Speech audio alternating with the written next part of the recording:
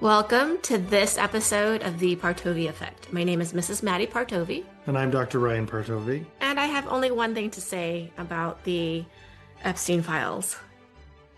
Going right for it, as usual. Well, just a small Chinese proverb that uh, that says, "The longer the explanation, the bigger the lie." Hmm. It's a good one. I have nothing to say about the Epstein Oh, and files. also, yeah, also for those that are experiencing the fall from grace of anybody that you followed throughout the years and revered as somebody, that you totally respected. And first of all, um, let's take a look at why you would look to somebody outside of you, to revere as much as you. So my practice is, um, I'm not going to do that with anyone or to anyone or for anyone besides Jesus. Okay? Mm-hmm. Well, one of the rules we have in naturopathic medicine is no gurus. Mm-hmm. So, yeah, that's kind of like a profession-wide agreement. Now, it does make the profession like herding cats, right? Where you can't really, it's not easy to get everybody to agree on something, but it's fun. Hmm. You have a lot of really intelligent, enlightened people, kind of each one on their own mountain, cross-talking. That's the analogy Dr. Diadamo likes to use, or the metaphor, maybe. Yeah. And that's all we're going to say about that. Well, there is one other thing, since you brought it up. One of the things that just, and I think why I don't get too excited about it, because it's like obviously this guy was, evil incarnate. Obviously, everything he did was totally scumbaggery. And what I don't like, what drives me nuts about it is when people say, "Oh, look, he emailed Ehud Barak, and so this is like proof of the grand Jewish conspiracy of like," and they use it as fuel for their anti-Semitism, right?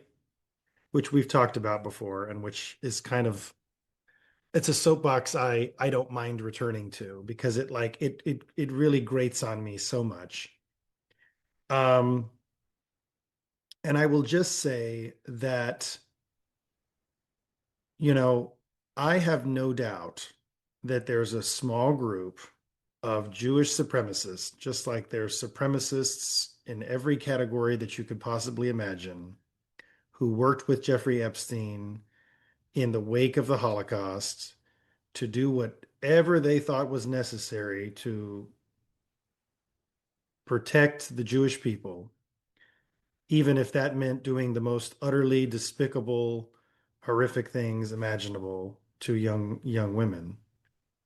And yet, to me, to go from there to say, and so to me, it's sort of like understandable, not excusable, not justified, but just understandable. I'm going to alter that to young kids.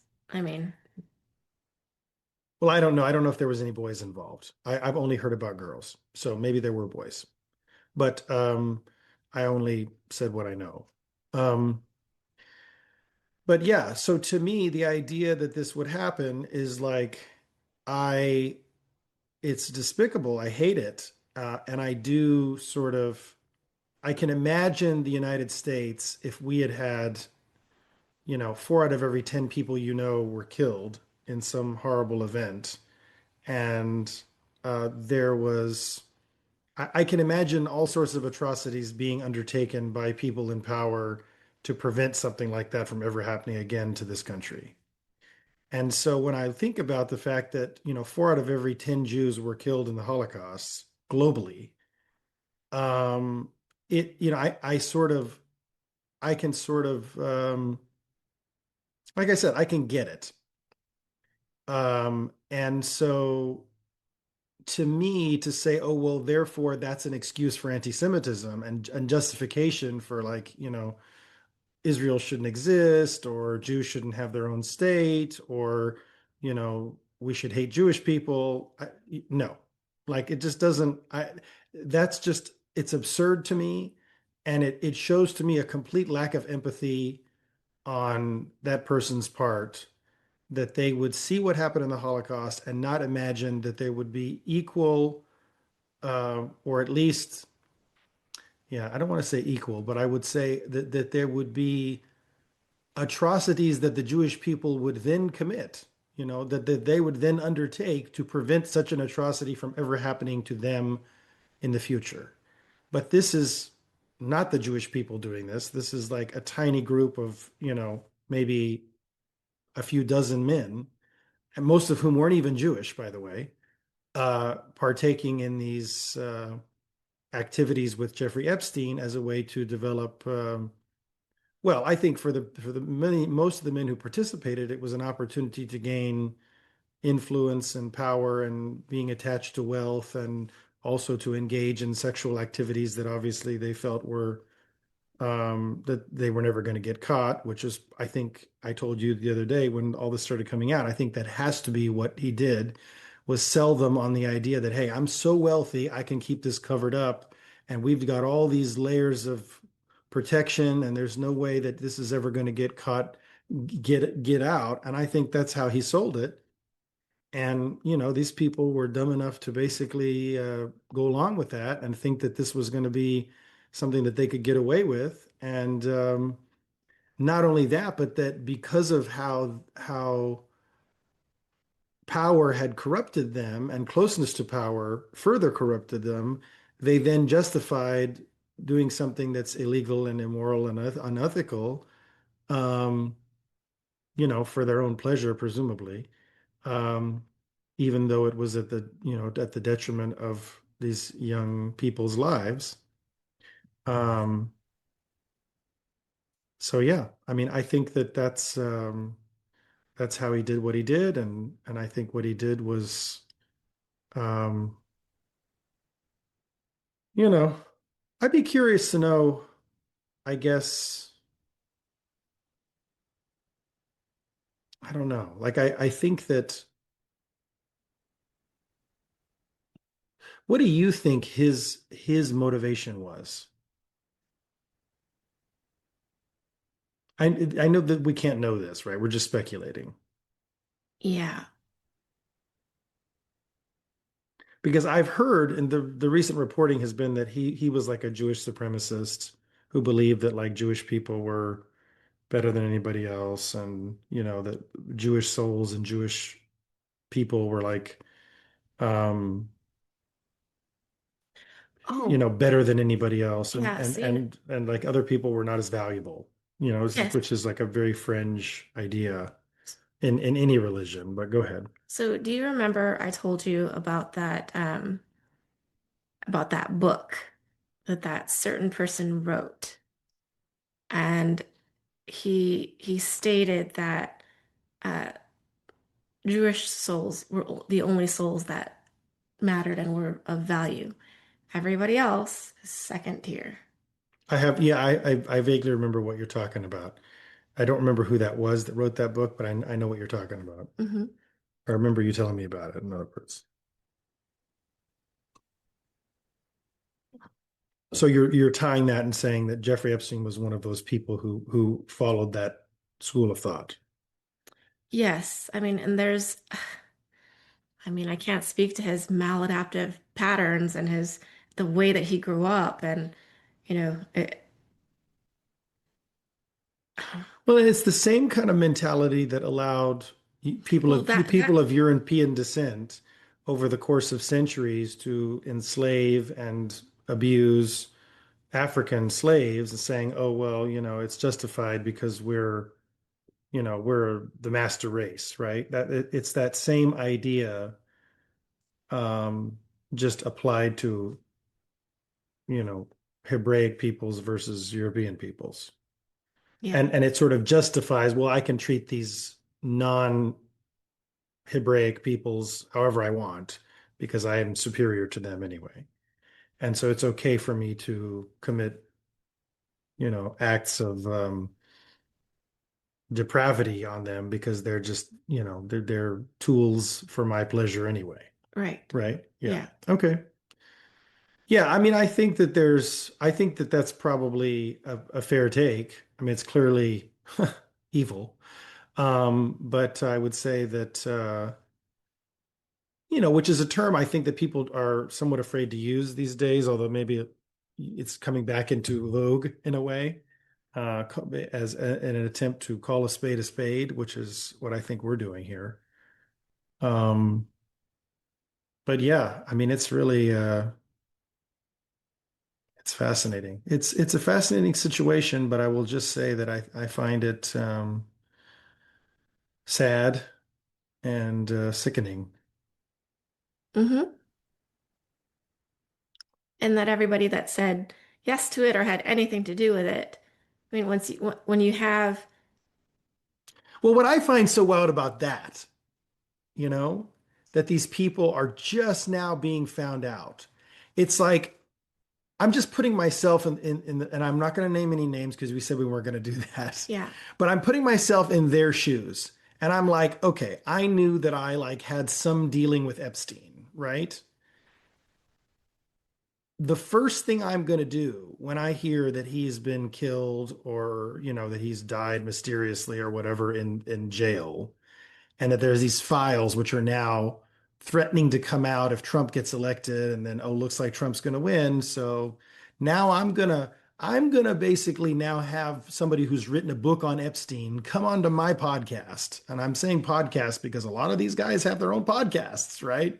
I'm going to have them come onto my podcast and we're going to have a talk and I'm going to share about everything that I know about Epstein and everything that I did with him and everything that we talked about. And I'm going to just bear it all out and let the guy who's, written the book on Epstein listen to what I have to say and give, his take on that. And we're going to go back and forth. So it becomes a matter of public record years before my name ever gets released on some list. And so it blows my mind that these guys thought I'm getting away with it. Like even after he's found dead in the jail, even after Trump is like on the, stump, we're releasing the files. We're releasing the files. Even after everything that has gone on with Pam Bondi, et cetera, they're like, I'm gonna get away with it. Gonna get away with it. It's like, no, that's it's not gonna happen. The truth will out. So the key is to get ahead of it. And none of them did that. I mean, you could say maybe RFK Jr. and Trump did because they've been totally open. People criticize them all the time. Oh, RFK Jr. is such a horrible da da da da da. Trump's such a horrible, TDS is rampant. But it's like these guys were clear. They were like, yeah, I mean, RFK Jr. was like, yeah, my ex-wife was friends with Ghislaine Maxwell, and we rode on the plane a couple times because they offered, because I needed to go visit my mom, and we went on a fossil thing, and that was it. And Trump was like, yeah, and he used to come to Mar-a-Lago, but then I kicked him out because we heard he was doing this, that, and the other. Done. What amazes me is all of these guys, moralistic, looking down their nose to Trump and RFK Jr. and people who were out and straight about it. But then it turns out they actually also are on the list, you know? And they didn't say anything. And now we're finding out. To me, that's the most despicable because it's like not only did you do it and you knew, it's a Prince Andrew thing, right? We said we weren't going to name any names. I just messed up. But it's like then the guy goes and he goes on TV and he lies about having done what he did, and then now we have pictures coming out showing he did what he did. And there's no way to question it now because it's obvious. Instead of coming out right from the beginning when he had that interview and saying, I messed up, I did some things I'm not proud of. I wish I could go back and take them back. I can't, but, um, I'm so sorry to those women who I mistreated, and whatever I can do to help them have a better life now, I'm happy to do it. I don't know. I mean, I'm not a PR person, but like to me, that's what you do in a situation where you actually realize, oops, I messed up. I made a mistake, right? a legit mistake that you recognize as a mistake, you come out and you apologize right away. You know, I mean, I just, you know, and certainly if you're like, there's a greater than zero chance, and in fact, a greater than 50% chance that I'm going to get found out. And that's what really blows my mind about it is like all these guys when Trump was elected and they were just like, no, what list? You know, it's just like, and these are people that we looked up to, that we admired, that we respected, you know. I mean, one of the guys I had made a playlist of some of his podcasts for patients to listen to. So yeah, I'm a little bit just kind of dumbfounded by how dumb some people can be, I guess, in the face of their own corruption. Um, I guess just hoping that they were never going to get found out. I guess, I don't know how to explain that. Just It's the hubris. human condition. Yeah, I It's the guess. it's the human condition. Exactly. Hubris. Yeah. And not getting your stuff sorted out and addressed, taken a look at, you know? Yeah. Well, but what's so ridiculous is that some of these guys made a made a career out of supposedly doing that with people and for people and supporting people in that process. And, it's just like,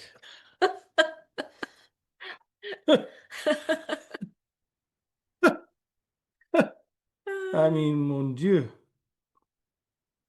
as the French say. Well, you usually gravitate towards the role that you need support with Well, as that's true a too. yeah. Yeah. Yeah, that's true too.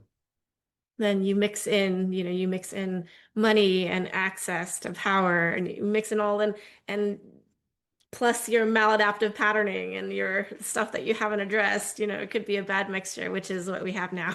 Hmm. Hmm.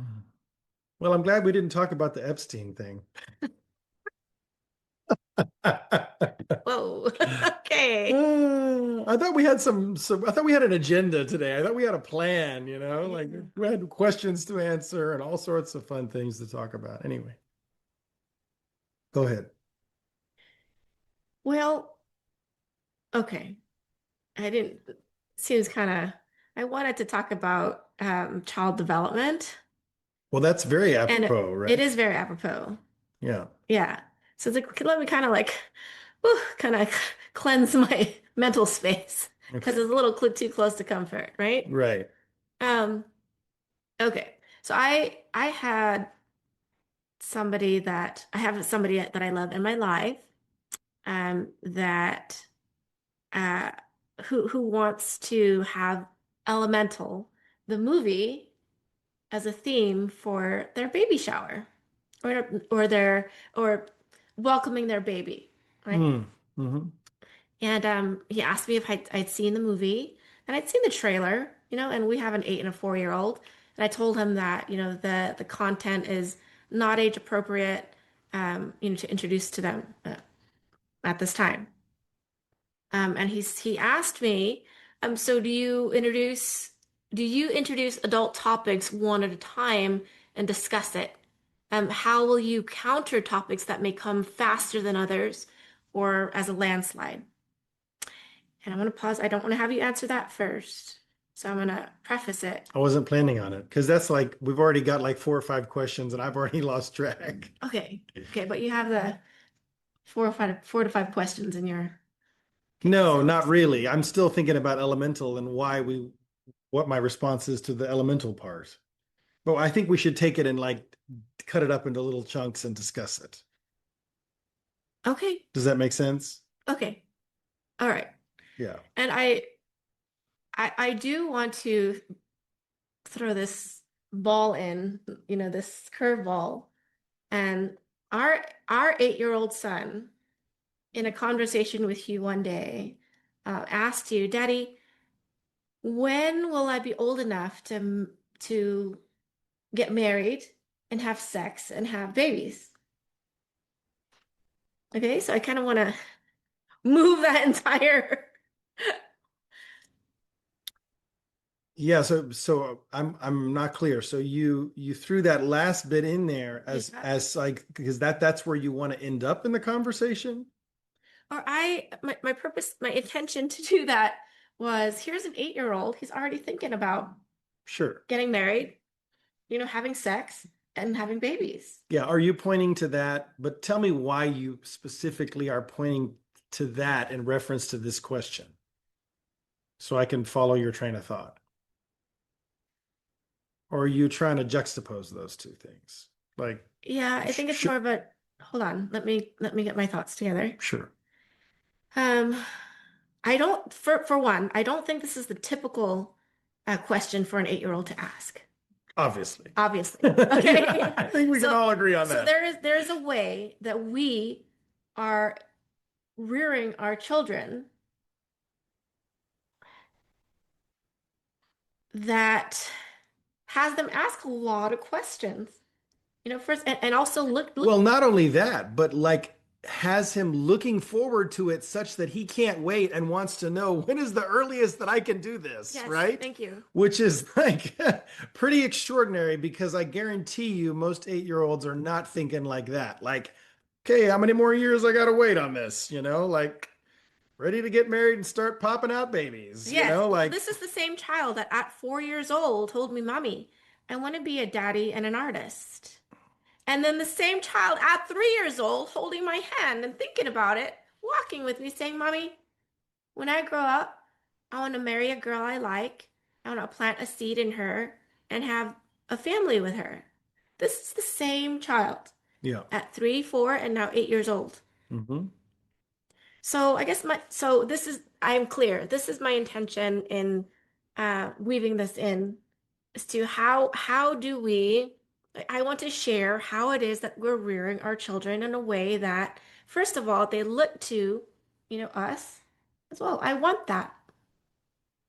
And secondly, how we introduce, when they ask these questions, um, it's almost as if they're introducing it. Not like, oh, today, sons, we're going to introduce this topic. You Yeah. know? Do you know what I'm saying? No, that's absolutely part of my answer to this question. Okay, great. Right. So yeah, you're already presaging that to some Okay, degree, for sure. fantastic. Yeah. Um, but I think that, and I think there's a concept called age appropriateness, which I think we are big on. But I also think our concept of what's age appropriate is a little countercultural Mhm. in the sense, and my question that I have to discuss later also touches on this. It's about what topics are acceptable to discuss with young children and which ones should we wait to talk about when they're older and wiser and have more context behind them.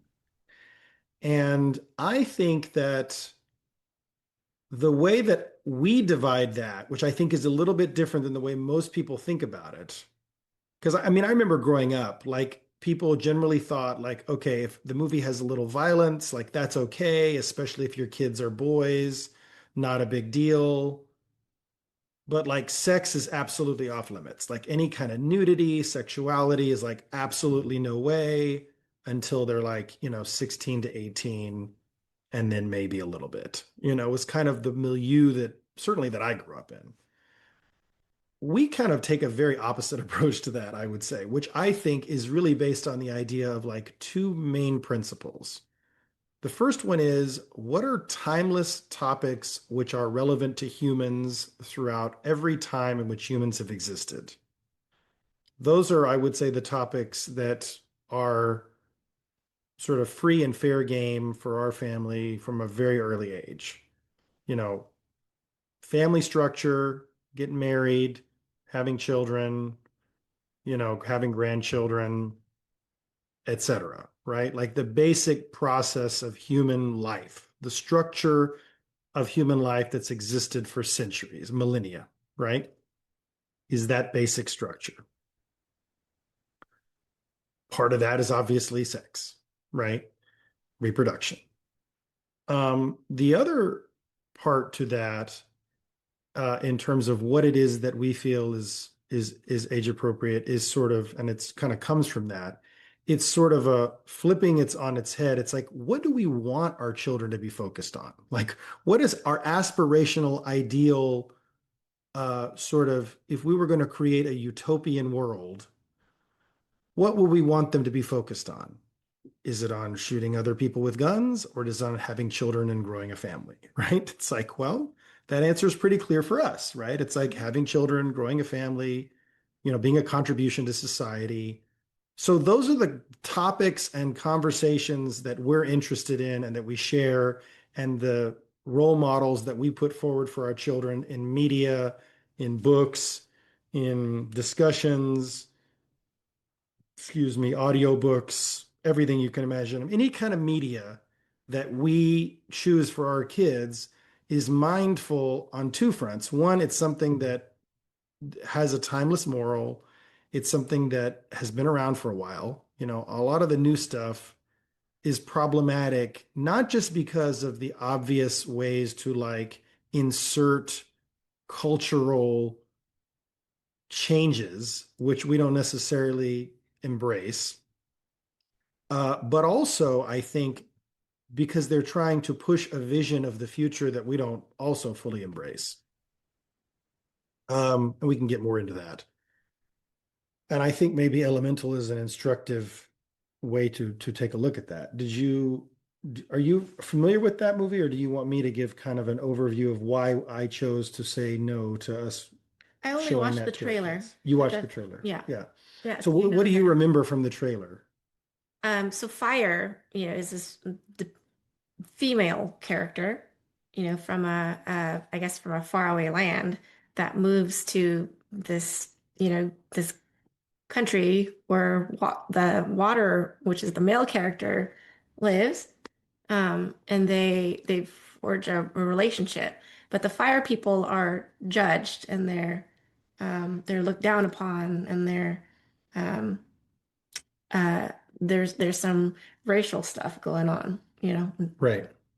People are a lot like fire people are not good people, and Right. yeah. So it's an allegory for racial conflict and racial prejudice and immigration to some degree. A Hmm. lot of really, frankly, advanced adult concepts that they're putting in a movie for children.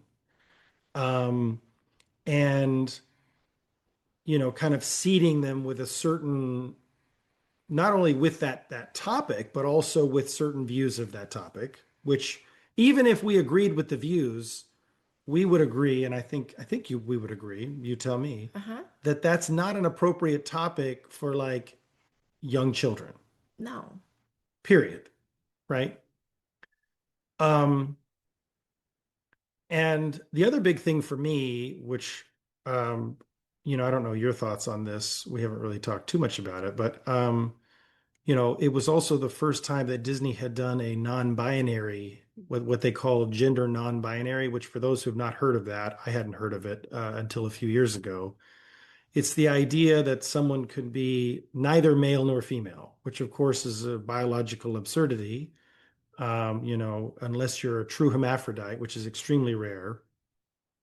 But then in which case you're what we call intersex or hermaphroditic, not non-binary. Non-binary is sort of a concept. It's an idea that someone could be neither male nor female. Being intersex means you're basically a bit of both. And like I said, it's pretty rare, and it's also, um, you know, in many cases, it's actually resolved one way or the other. They do genetic testing and they say, no, actually you're a female, or no, actually you're a male, and we're going to help correct whatever the anatomical abnormality that you were born with was, so that you can reproduce or at least have a normal sexual life as an adult. Did you have anything you wanted to say about non-binary? I mean, as if you're asking me as a mother and my intuition, I mean, would not that be confusing for little kids? Yeah. I mean, so to me, I see the idea of non-binary as a failure to integrate. It's either a failure to integrate with one's own biological sex in most cases, or it is a I haven't integrated yet in my biological sex. So, and that's understandable, right? People growing up in this milieu, I absolutely can understand why people's psychological maturity would be delayed, right? That makes perfect sense. Also, I think there's a tendency to want to identify with something other than, being heterosexual, male or female, just kind of good old boring man and woman, because it's like that's not edgy and cool. And I think a lot of what we're seeing in today's culture around this whole topic is like, I need to have one of these 265 other genders so I'm not a square, right? And I think that that's kind of like when we were growing up, there were people who were goth because they wanted to be edgy, right? So it's kind of the similar thing in my mind. And my view is that people kind of grow out of that kind of thing. And so I think probably what will happen is a lot of the teenagers and people in their early 20s who are saying, oh, I'm non-binary or I'm this gender or that gender, eventually they'll grow out of it and they'll integrate with being a male or female that happens to maybe like different things than the average or typical, man or woman, which I mean is to me totally fine and normal. I mean, I grew up in the 80s. My mom was a child development major. She believed in like letting us play with girls' toys, letting, us dress up in girls' dresses. That was just like a normal part of my childhood. I had a Barbie's dream house with an elevator. I tell her this, she's jealous of this Well, dollhouse. my mother was also a child development major. I also grew up in the 80s and I like to play with robots and GI Joes. Right. So like for us, this is just normal. It's like a normal thing that like kids play. And that's actually, and I think Dr. Jordan Peterson says this best. He talks about how important that is to being able to empathize with the opposite sex when you grow up, right? It's like my ability to put myself in her shoes is a virtue of the fact that I was able to play around in a dress. We have a famous picture of me wearing a dress from when I was like, 5 or 6, right? And it's like my ability to do that helped me empathize with my female patients, empathize with my wife and my mother, my sister, etc. So, to me, that's all for the good. And I don't see any issue with that. I think what becomes a problem is when we pathologize that as a society and think that it needs to be labeled and categorized and people need to be set apart as a result or whatever. Um, Excuse me. I mean, I just think that's absurd. And I don't think that children need to be indoctrinated, frankly, with that ideology from movies at a young age. So, even if it's something as simple as, oh, there's a character that's, that they call they or them instead of he or she. No, you know, I don't want to entertain that psychosis, that's a strong word, that Distortion. distortion. Thank you. With my kids. No, thank you. You know, um, why add to the things that they're going to have to sort through and sift through as they mature? You know, I just don't see the point, you know, and I feel sad that Disney feels that that's an important thing that they need to do for movies for young children. But I've actually done a pretty in-depth look at children's media, and there's very few things after about 2016, 2017. Coco was the last Disney movie that I thought was just really great and wholesome. Even like, Frozen 2 and Moana 2 that I was kind of, they were like okay. I still don't think they were, I mean, sequels are never as good as the original, but like I just felt like, you know, those were okay. We did watch those as family, but I mean, I don't.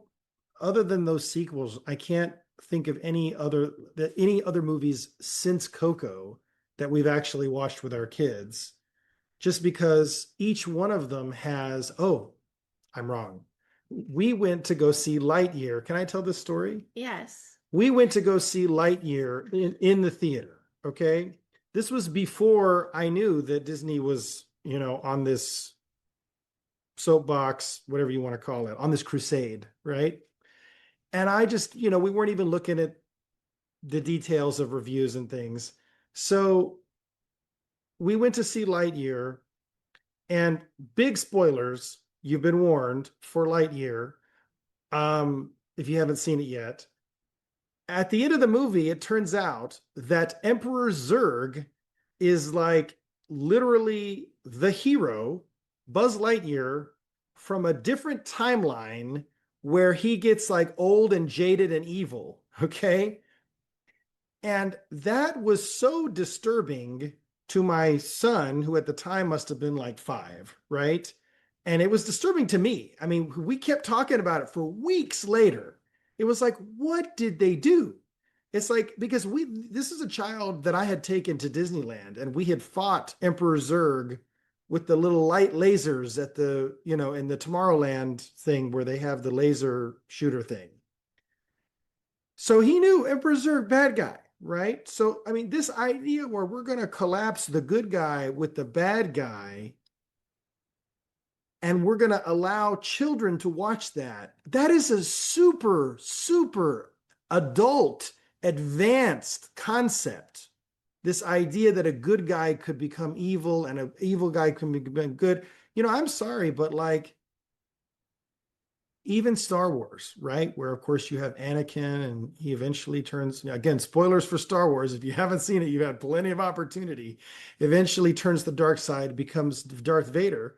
You don't really see that until you go and watch the prequels. And we have very intentionally waited to show the full story, even to our 8-year-old. Our 8-year-old hasn't seen Anakin Skywalker, again, spoilers, kill the younglings because it's not age appropriate, right? Like, that is not an appropriate scene for an 8-year-old to watch.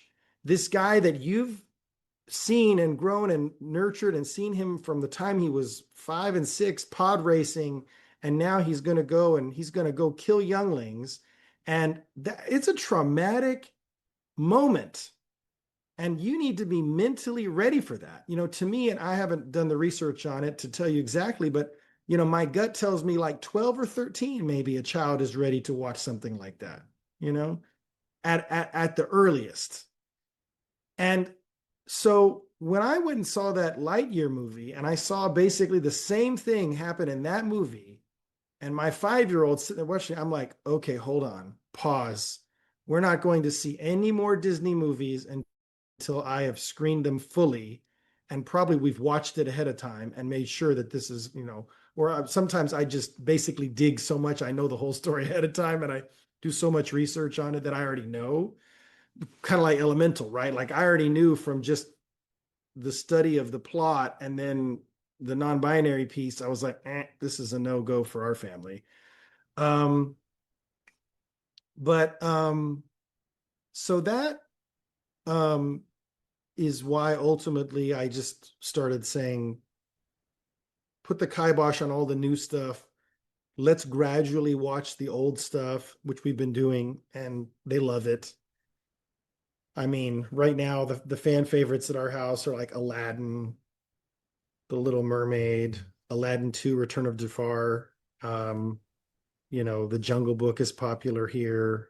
And we just started watching Little House on the Prairie as a family. Little House on the Prairie, which I was going to bring up later because I do want to circle back to Little House.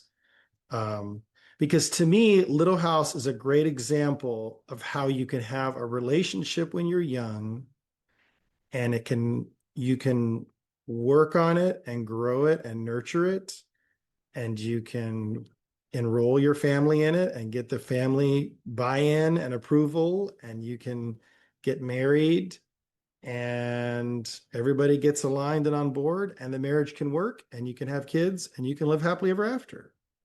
And that's actually possible, which of course is not a message that our culture teaches anymore. I mean, trust me, I've looked for more contemporary examples of that exact kind of story where young people meet, they fall in love, they get their parents to buy into the idea of them being together, they get married and have kids, and it all works out well. It's been done for millennia in real life, but how often do you see it represented by Hollywood? Not very often. In fact, if you all know of such examples, put them in the comments because I want to find them. I'm on a hunt. But anyway, we'll get a little bit of a tangent because I do want to, but I was planning on bringing up Little House when we circle back to talking about Ryan and his question he asked me. But let's get back to the question that you had about elemental. Sure. So we've talked about elemental and why we kind of were like, not really appropriate for what was the event that it was supposed to be for? Introducing the baby. So 3 months after the baby's born. Okay, kind of like a baby, like a sip and see. Yeah. Got it. Yeah. No. Winnie the Pooh. Classic. Never gets old. Like Winnie the Pooh is like the Disney baby thing. They have like young Simba now. You can do Lion King, you know. You know, that's another option maybe. Um, this is the question. Do you introduce adult topics one at a time and discuss them? So again, it's so funny because Dr. Jordan Peterson is right before he got ill recently. He had started this series with his daughter, Michaela, uh, taking questions just like this and answering them. And one of the questions had been, how do you discuss these controversial, sort of social cultural topics with your kids? And how do you sort of introduce them and how do you time them? It's a very similar question. And he had a great question, a great answer. And I'm not going to get it just right, but I loved it. And it's basically like, look, let them bring it to you. It's not your job to create a curriculum of these things. They're going to get exposed to them in society. Your job is to have a relationship with your child such that when they encounter something new, they come to you with it. Say, hey, help me interpret this because I don't know what to make of this. I've never come across this. I've never heard this before. I've never seen this. What do you think, Dad? What do you think, Mom? Right? And of course, the way you do that is by starting when they're 3, maybe even younger. How was your day? What did you do? Oh, I don't know. I played. Okay, great. Well, let me tell you what I did. Most of what you're doing at that age is modeling them. Okay, well, I dropped you off at school and then I went and did this for work and then I went and had lunch with your mom or I went to a meeting and da da da da. And then, and then I did whatever I did. You walked them through your day and then I came to pick you up. And then the next thing we worked on was, what was your favorite part of the day? What was your favorite thing you did at school today? What was your least favorite thing about school today? Which is, by the way, a great question because you learn things about dynamics with teachers or friends that you wouldn't have heard otherwise. And what's one thing you learned today? And where did you see God today? Right? So those are the things we asked them. Mhm. Yeah. So asking them these questions, sharing your own answers to these questions teaches them how to answer the question, right? Because when they're 2 and 3, they don't know how to answer these questions. So by you then answering the question for yourself, like from your own day, it teaches them so that by the time they're 5 and 6, they can actually answer the questions, right? But you've created that kind of a rapport. And we're in a way lucky because we have a long drive to some degree. After picking up our kids, it's at least at the closest school 15 minutes. So we have time to have this conversation every day on the way home. I feel like I've been talking a lot. Did you want to hop in here on this I question of did. sort Yeah. of So it I invite if you want to go a little bit deeper with the conversation. So with our 4-year-old, the first statement that I make to him is, I miss you. They love that. Yes. And it's true. Yes, I We do tell the miss, 8-year-old that to them, best you. yeah, every day. And then I asked them, did you feel loved today? It's so moving, like how they respond to that, Yeah. especially the older one. And then it kind of cuts into their whatever's going on with their nervous What's been system. one of his most recent responses to that moved you? I'm curious. Oh, with Jean-Luc just the other No, day. no, with Ryan. Oh, with Ryan. But share the Jean-Luc too. Why not? Sure. So Jean-Luc first got tissue. Sure. He was climbing into the car and I do the drop-offs for the older. She does the pickups often for both of them. yeah. So And he was climbing into the car and I asked him and he kind of chuckled. He said, "No." And then he like burst into laughter. He said, "I'm just joking, mommy." Yes. yeah, that checks out. He's 4-year-old's definitely a joker. Hmm. And then it opens up. So he's To the eight. point that my 8-year-old specifically won a Joker stuffy to give him from the fair because he's also a Batman fan, So but he needed a Joker he stuffy. joked, but I felt, I felt his feeling of being loved. His experience of being loved. Yeah. It's just like a check-in with him. And sometimes he'll tell me stories, like this is what happened. Um, and how a particular teacher loved on him, when he needed it. Mm. Or or he'll tell me that, oh, my other teacher, um, sometimes she has a grumpy face. And then I'll engage in conversation with him. Does she have a grumpy face because maybe you were having a grumpy face? Maybe. Because you see the world from where you're at, Mhm. right? So I'm Yeah. I'm teaching him that, and so the 8-year-old, um, he just loves it when I say I missed you. I missed you too, mommy. I love you. That he just like bursts forth with that expression. Yeah. And it's really beautiful. So, and I give him, however long he needs, to kind of collect himself and be in silence, because he's had a day, right? He's had a day full of play and full of work. And and then I asked him, did you feel loved today? And then it's just so cute. It's like he's recounting the day, and I look at his face. Yes, mama. You know? So he has this friend who's one of his buddies that we hear about a lot. And this buddy had a birthday, I guess yesterday, and brought cupcakes and balls for the whole class. And so our son is gluten free for health reasons, and obviously couldn't have the cupcake. So today, as we're driving up, he has this friend is also arriving at the same time, and he's on the way into the class and hands Ryan a gluten-free cupcake and is like, sorry you couldn't have the cupcakes yesterday. Here you go. This is, one of the many examples in my mind of how his friends and I'm sure also his teachers love on him. But I was moved by that he actually went to the trouble of getting him a gluten-free cupcake the next day.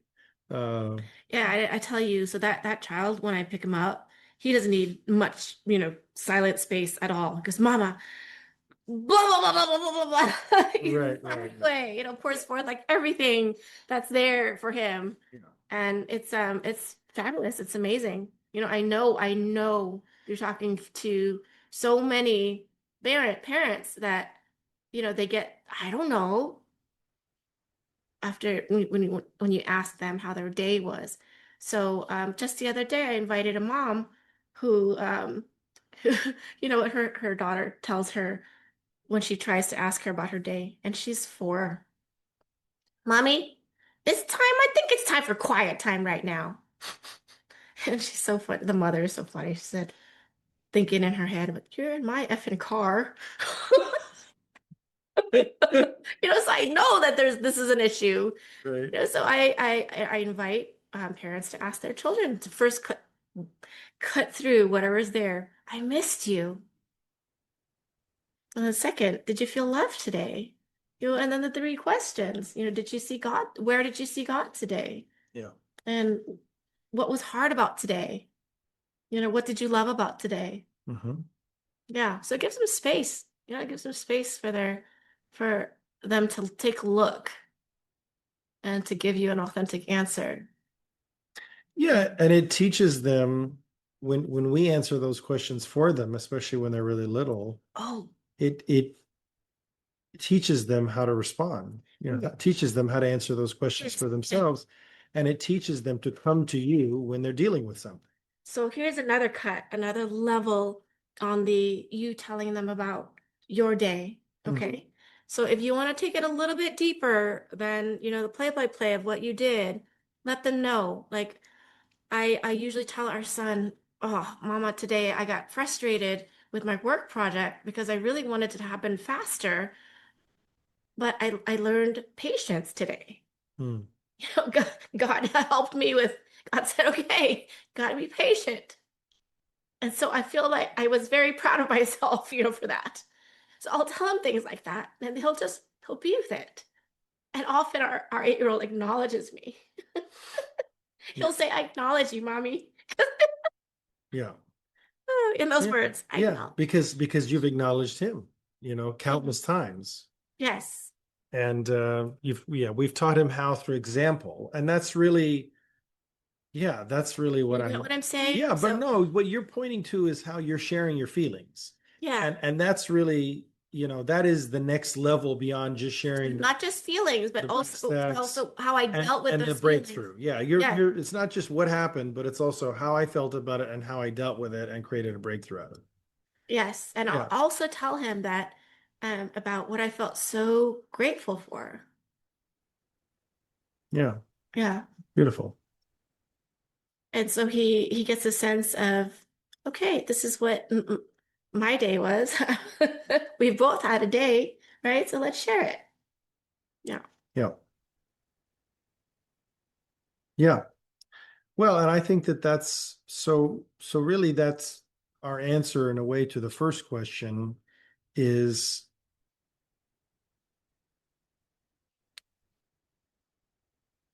which was do you introduce adult topics one at a time and discuss them? As adult topics come up in these conversations, either to school or back home from school, um, you know, One more story. Uh, and it's about how you touched on it, how to create that space, how to be that space so that your children are the one that come to you, when they're troubled by something or need to talk about something, um, or they're if they have the inclination to hide something, but boom, they know that we're their biggest uh, champions, advocates. Yeah. advocates, and champions, and that can come to us for anything, right? And for example, at swimming, Jean-Luc does not like to do the jump, turn, swim, right? He just does not like to do it. And he came out to me. He came out, jumped out of the pool. He said, "Mama, I need to go potty." And this is the second time, okay? This is the second time. And then I said, "Okay, son." And we were going, and immediately he turned around. He said, "Mama, I'm just joking. I was just joking. I just didn't want to do the jump, turn, swim." Yeah. Yeah. Okay, so here's an opportunity, right? So what do I say? What do I do? How do I be in this situation? Oh, I get it, honey. You just don't like to do that jump, turn, swim. Okay. So how about I be there with you? I'm gonna walk in there with you. Okay, and I'll be right there. Okay, and the teacher will hold your hand and you make the request. If there's anything that you need from her, she'll support you with it. And he just kind of rolled that around in his mind and he said, "Okay, mama." And then he held my hand and he went right through the door. Yeah.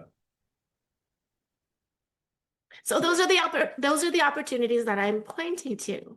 Like if there's something that either ticks you off, pisses you off, makes you angry, makes you reactive about what your kid is doing or how he's responding, I invite you to take pause because there's an opportunity there. Because most likely they're already there's this fear or this resistance or this they're already making themselves wrong for something. How is it that you can support them and be underneath them in that moment to further yourself as that person that they come to no matter what. Yeah. Well, and I mean, I think with our 8-year-old, a lot of the times when we're on the way to school, we listen to audiobooks, but there's times where we have conversations about, very adult topics. I remember there was one time we were on the way to school and there was this billboard about adoption. And so we ended up for like 2 different days on the way to school talking about adoption. Why would people be adopted? Why would they be put up for adoption? Why would somebody choose to adopt somebody? Why would they not choose to adopt a child? Why would family members not support by adopting a child that the parents couldn't take care of? All of the different, what would happen to me if something happened to you? And all of that kind of thing came out of that one billboard, right? So they're going to come up against these ideas through life naturally. The key is to be there, be available, have the relationship established so that you can be the one that they come to. And, you know, don't feel like you have to have all the answers either, right? Sometimes when you don't have an answer, the best thing to do is just to say, I wonder, and that comes from godly play training.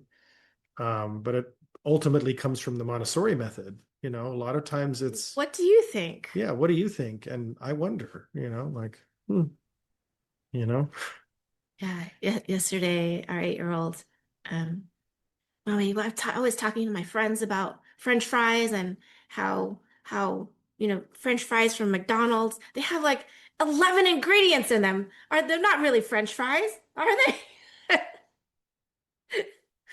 Oh, I can't believe like one of his friends, uh, yeah, her mom sends her fast food every day. I mean, is that optimal? yeah, that's one of those questions where he already knows the answer. He's sort of like making the judgment, but also asking, by asking the question, that shows how advanced his communication skills are. So here's the thing. He used to be very judgmental about that, right? And I I will think he I'll feels sorry for her, yeah, he actually. does. He Yeah. does. And I'll talk to him and I said that a lot of parents they don't know. They don't know what they're doing. They don't watch the Partovi effect. So there's an op is there I'll ask him, is there an opportunity for you there? So I think he was the one that started this whole French fry conversation. Hmm. Yeah, with his friends. And Yeah. yeah.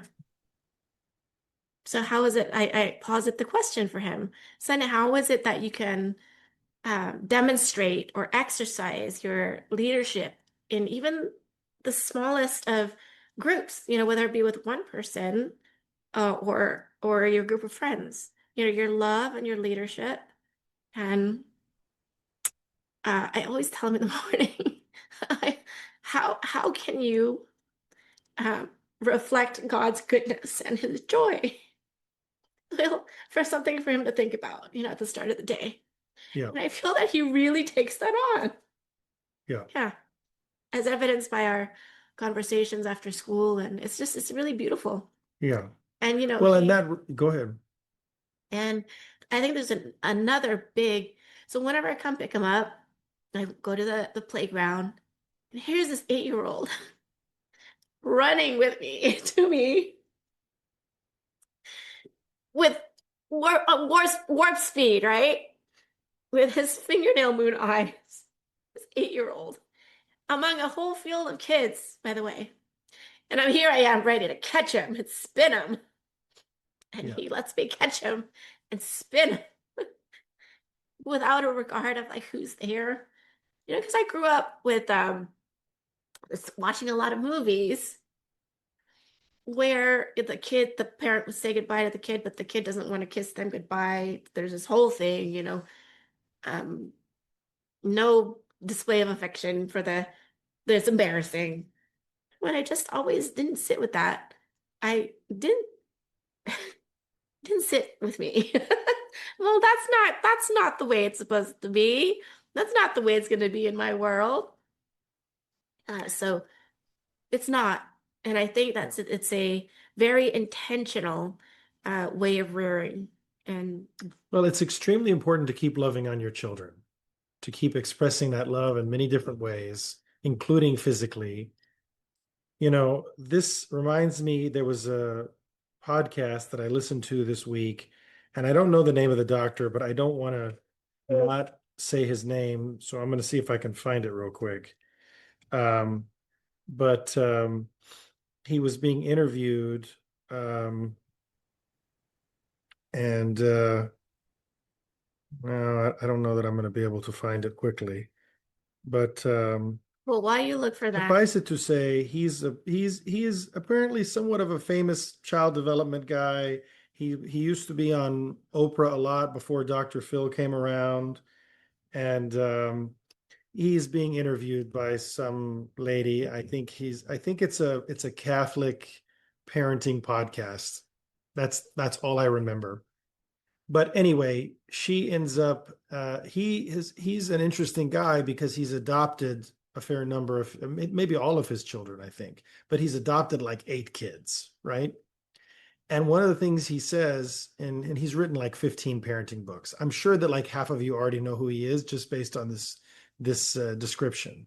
But he says, uh, I went to my son's, he's in high school and he's like on the varsity or junior varsity, I don't remember which team. And he's out there doing his sports thing. And at some point, he comes over and I think maybe it's at the end of the game, and like all of the brother, all his teammates are all around, and his dad, gives him a big hug and kisses him on the cheek, and the father kind of like notices that the other parents are kind of looking at that in both like shock and envy, right? And he's like, look, you just have to keep doing it. And he says to his son later, he says, does it bother you that I do that? He's like, his son says, would it matter if it did? And he says, no. And it's like, yes, that's exactly right. That to me is the correct way of parenting, being more concerned about expressing your love for your child than looking good, or having your child look good or whatever. Whatever. I mean, why does it look good to not love on your child? That's strange. That's weird that our society thinks that that is looking good. I think it's weird. So yeah, I do love that about our kids, and that they're very loving, and they're happy to express their love. And I wanted to make sure to mention also Ryan's, one of his most recent questions to us, which kind of hit me by surprise, a very adult question. Why do some people not believe in God? You know, and I think you and I both tag teamed that one because he brought it up when we were all together, and we just kind of talked about people's different people's experiences and different people's upbringing and different people's awareness and um, trauma and people's rejection of God and people's um, blindness, either intentionally or unintentionally, to seeing things as evidence of God that we see as evidence of God. And it was an interesting conversation. I don't know how much of it really landed with him, but then we again talked a little bit more about it the next day, and just to kind of, reemphasize that some of the high points. But it was definitely, these topics are topics that will come up and that you do have to address. And the school that he goes to has people who are Christian and people who are Muslim and people who are Hindu and people who are probably Jewish and people who are not religious at all. And we did that on purpose because we wanted him to experience the reality of the world as, school as a representation of the world, and home as a representation of this is home, this is safety, this is what we believe, and then of course church, which is what we practice in our lives, and also every day in our prayer. And I, um, in another episode, we'll discuss school choice and how to, or the tenets, of how we have arrived on the school that he goes to. maybe mini episodes. Maybe I many, think that yes, would the whole that would probably take mini episodes. educational series. Yeah, education is something that's very passionate. We're very passionate about, and that's very near and dear to our hearts. Um, but I want to get back to our question. I want to make sure. I feel like we've talked for a long time. We may not even have a chance to get to my question. I want to see whether. For the record, so I gave him, our son, our 8-year-old, the news that his Cub Scouts Pinewood Derby was rescheduled till Valentine's Day. And he was up in arms. Valentine's Day? What were they thinking? I was like, son, what else are you going to be doing on Valentine's Day? Having fun? Dating girls?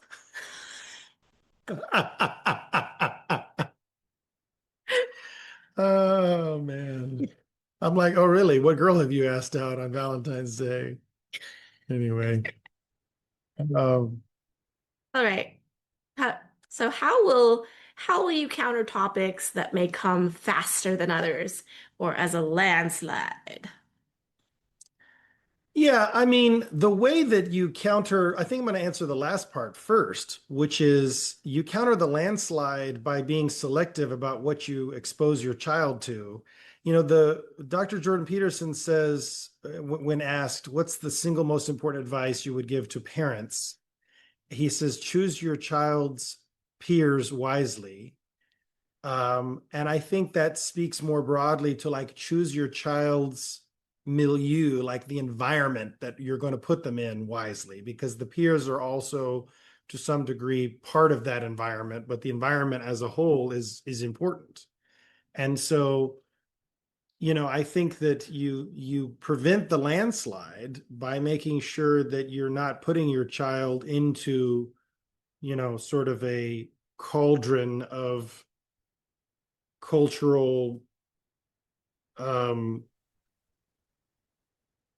controversy, right? Which I think can exist, especially in the sort of generic public school system, depending on where you live and your neighborhood and that kind of thing. And in fact, my question speaks to that to a great degree. But I think the way you deal with the landslide is being selective, even if you're not able to put your child in private school, to look for schools of choice, to look for magnet schools, to look for um,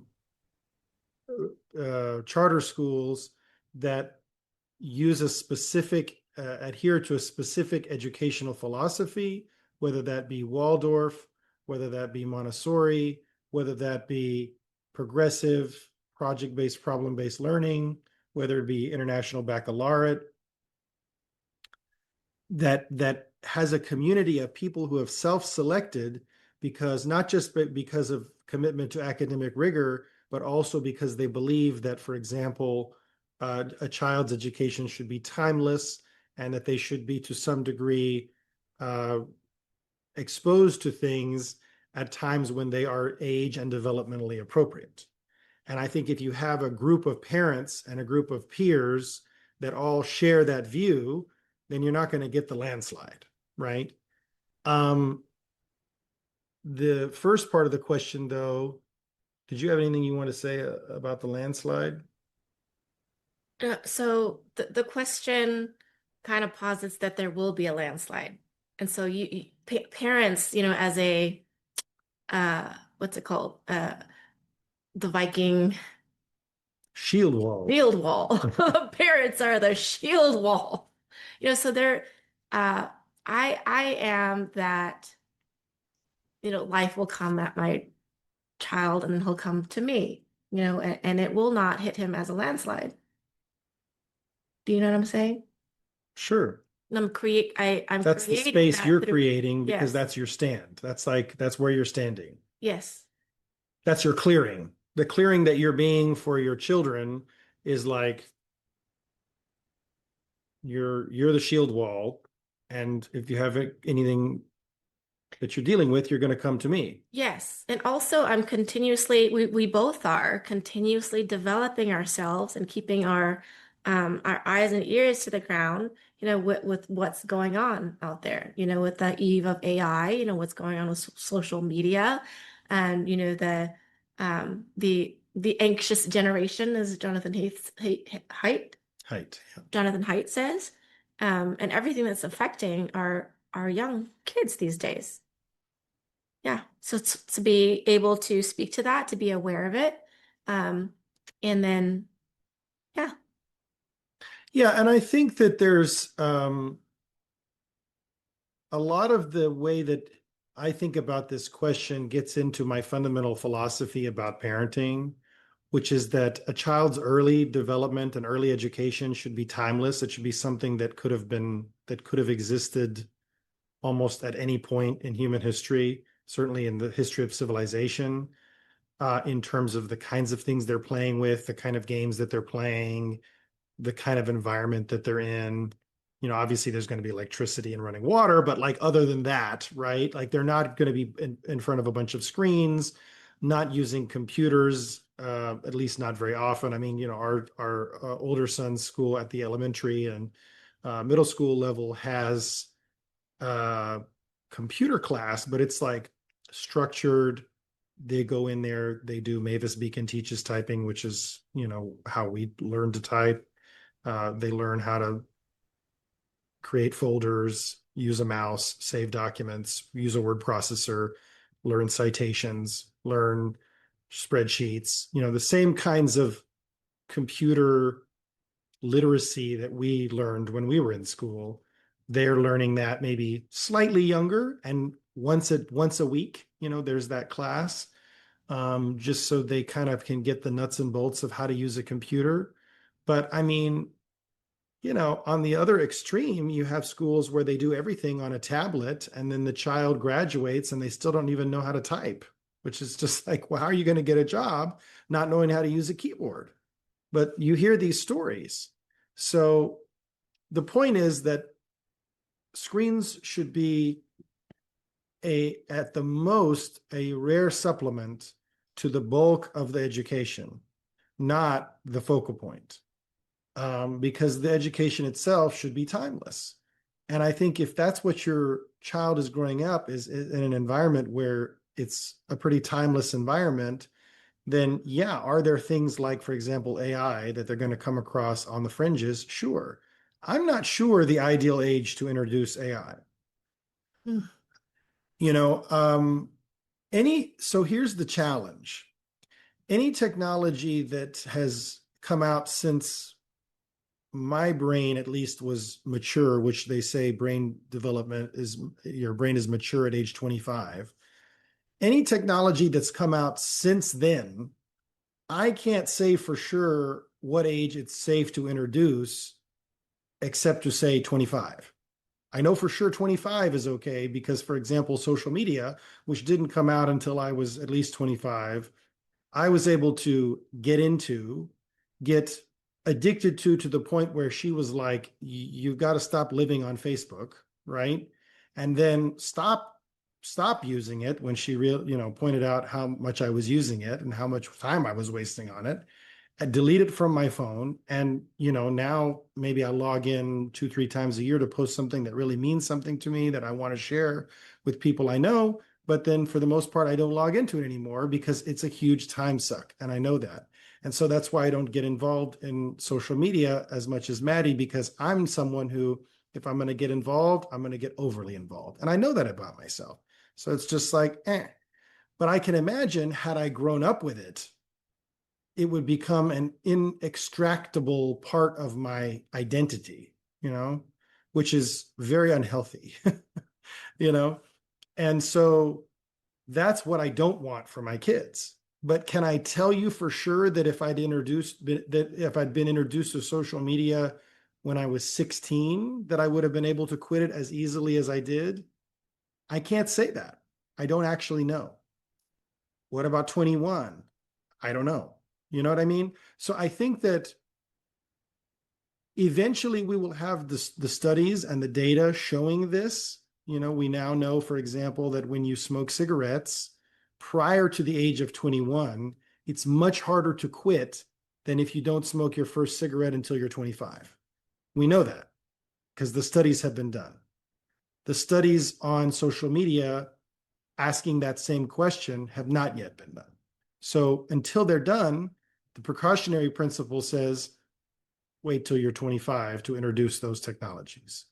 I got Well, my there's first. more emerging research that's very exciting. So Well, did you want to talk? I was just going to say about my cell phone. I got my first cell phone when I was, I want to say 18, 19 years old.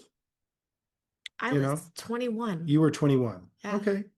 Well, to me, And it still wasn't like an iPhone. It was of a course. Yeah, no, it was a dumb phone for dumb phone. sure. Like, I don't even think I really texted much on it because you had to push each letter like 3 or 4 times to get the letter you wanted, right? It was hopelessly ridiculous to text on it. So, really I was, and yeah, and I used the dumb phone from the time I was 18 until the time, or maybe 19, I don't know, somewhere in there, until the time I was 26, I want to say. Um, and it wasn't until I started at Southwest, now Sonoma, that, which would have been 2007, I want to say, that I would have had a smartphone. Because smartphones came out while I was in Grenada. Anyway,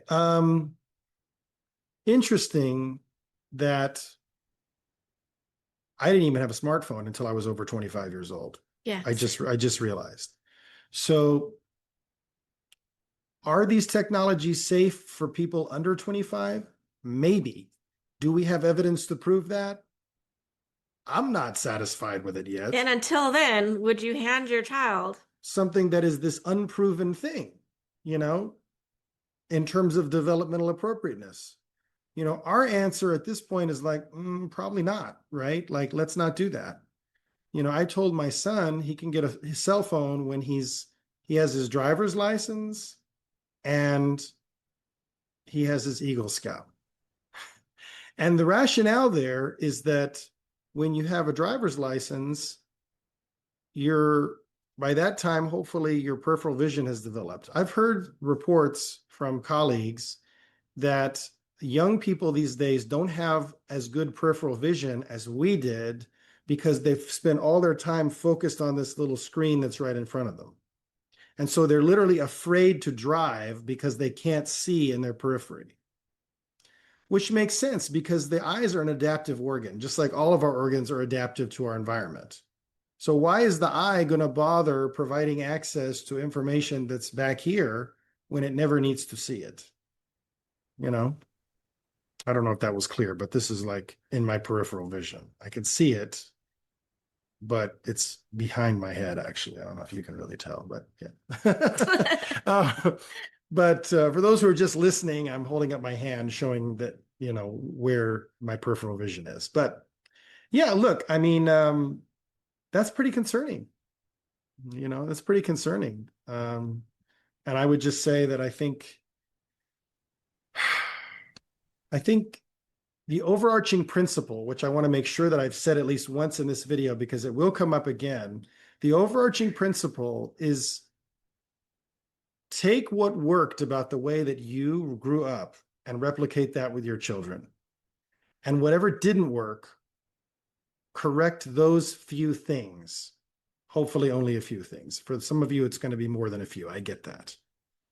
But thinking that we're going to rear children in a media environment, in a cultural environment, in a educational environment that is vastly different than what we experienced, and that we're then going to produce children who are as capable, as competent, as Confident. confident, as intelligent, as capable, and as relatable as we are is absurd. You know, you hear now about children who can't even relate and speak to people of their parents' generation because they don't have anything in common.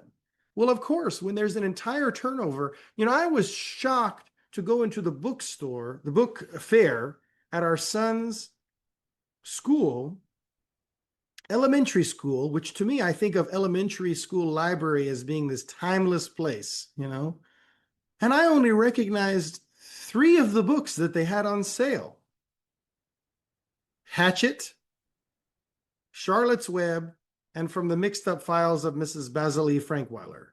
All the other books were these newfangled things that have come out in the last 5 to 10 years that I'd never seen before. It's like, why? I mean, I get that we want to support authors and we need to have people being able to write books for young people. And like, I get that.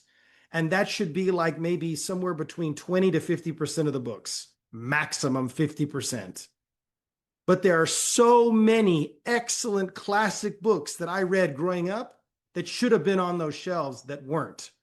And I blame Scholastic and I blame whoever's responsible for choosing those books and putting them out there, and even the publishers who are not continuing to publish the excellent books that we grew up reading and that frankly our parents grew up reading.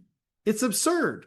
It's like, oh, let's all push the flashiest, newest stuff, most of which is, you know, honestly, of the new stuff, yeah, there's 20% of it that's great. I'm not saying that there isn't, you know, but frankly, a lot of it's drivel, you know, a lot of it is absolute stupid drivel. And you know what? Kids don't need to be growing up on that. I'm not saying we should never have anything new. Of course not. But the new should be limited, especially at the young ages, in favor of the things which we know produce a desired result. And look, maybe in previous generations, people thought, oh, it's always going to be bigger and better, and the new generation is going to have access to so many great things that we didn't have. And I think our generation of parents, maybe the first generation of parents who's looking at what our children have access to and is looking at that and thinking like, maybe this is actually not as good as what we had access to. And maybe we need to say we grew up in kind of a golden age, you know, through the 80s and 90s and early 2000s. And that the content that was being produced, if it's not measuring up to the kind of content that was available during that time, we don't need it, you know? We don't need it. So this is my philosophy. This is my belief. I'm curious to hear your thoughts. Thank you for giving me this space and the time to really lay it out, because this is, as you know, something that I feel very passionately about and that we haven't really gotten a chance to talk about yet on the podcast. So yeah, but it's my basically theory of parenting, which is take what all the things that worked about the way you grew up that produced you, which hopefully you mostly like the result that got produced, aka yourself, and the few things that didn't work or didn't work as well as you'd like, correct those, but then provide the rest of that corpus, the rest of that body of rearing to your own children, the goal being to do a little bit better than your parents did. Because if every generation does a little bit better than their parents did, then the overall arc of ascent of humanity will continue to go like that. The alternative is to leave the rearing of the children to the school system, you know, and basically the culture, at which point there's no guarantee. In fact, I would say every evidence to the opposite that they're going to turn out better than we did. Please, please comment. I'm right there with you. I'm right there with you. And I want to give our audience a kind of like a step by step, of how to package everything that we talked about in actionable steps, okay, that are easy to understand. Okay, great. So one, like how do you cultivate that space of being, that universe that your children will, you know, want to be around and want to consult and want to um, come to for anything, for everything. Um, whether it be through personal development work or inner work, address the stuff that you have going on. Okay, address all your big traumas, all your past, small traumas, so that you are a clear pathway, like a clear access and a clear vessel for that connection with your child. Okay, so I'm talking about um, physical, emotional, and mental connection.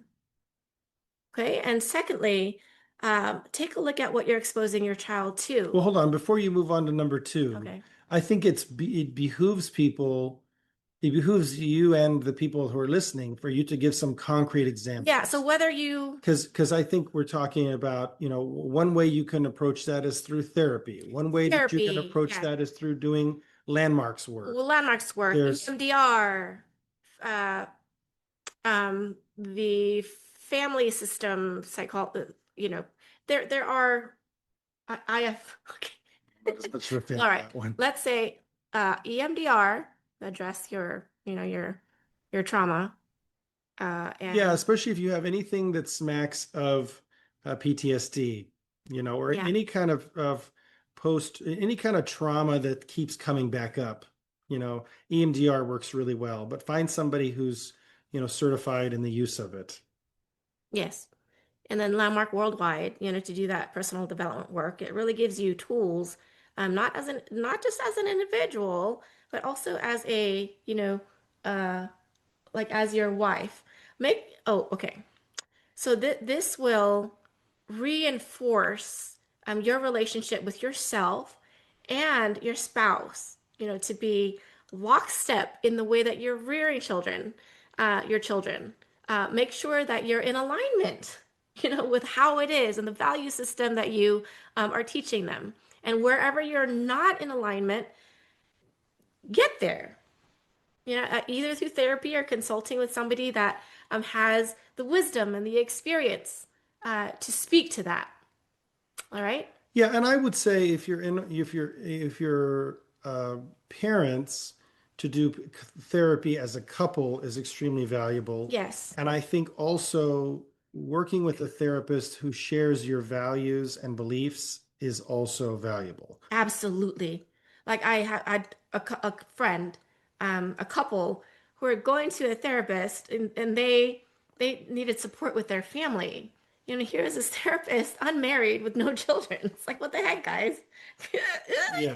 Yeah. So be careful in, who you choose, and make sure that you understand that in therapy, really part of the therapeutic model is that yes, that person is a mediator. Yes, that person is an impartial arbiter, or arbitrator to some degree, but they're also really,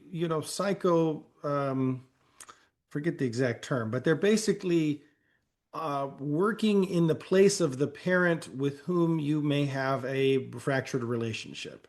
So this is why, growing up, most of my challenges with my parents were with my mom. And I often found that and I worked with male therapists and I worked with female therapists, but I often found more progress working with female therapists. And then if I ever had a female therapist that um, behaved the way my mother would behave in certain situations where I might get upset, it was extremely, to use a jargony modern word, triggering for me, But that actually is useful because where you get triggered is actually where the juice is.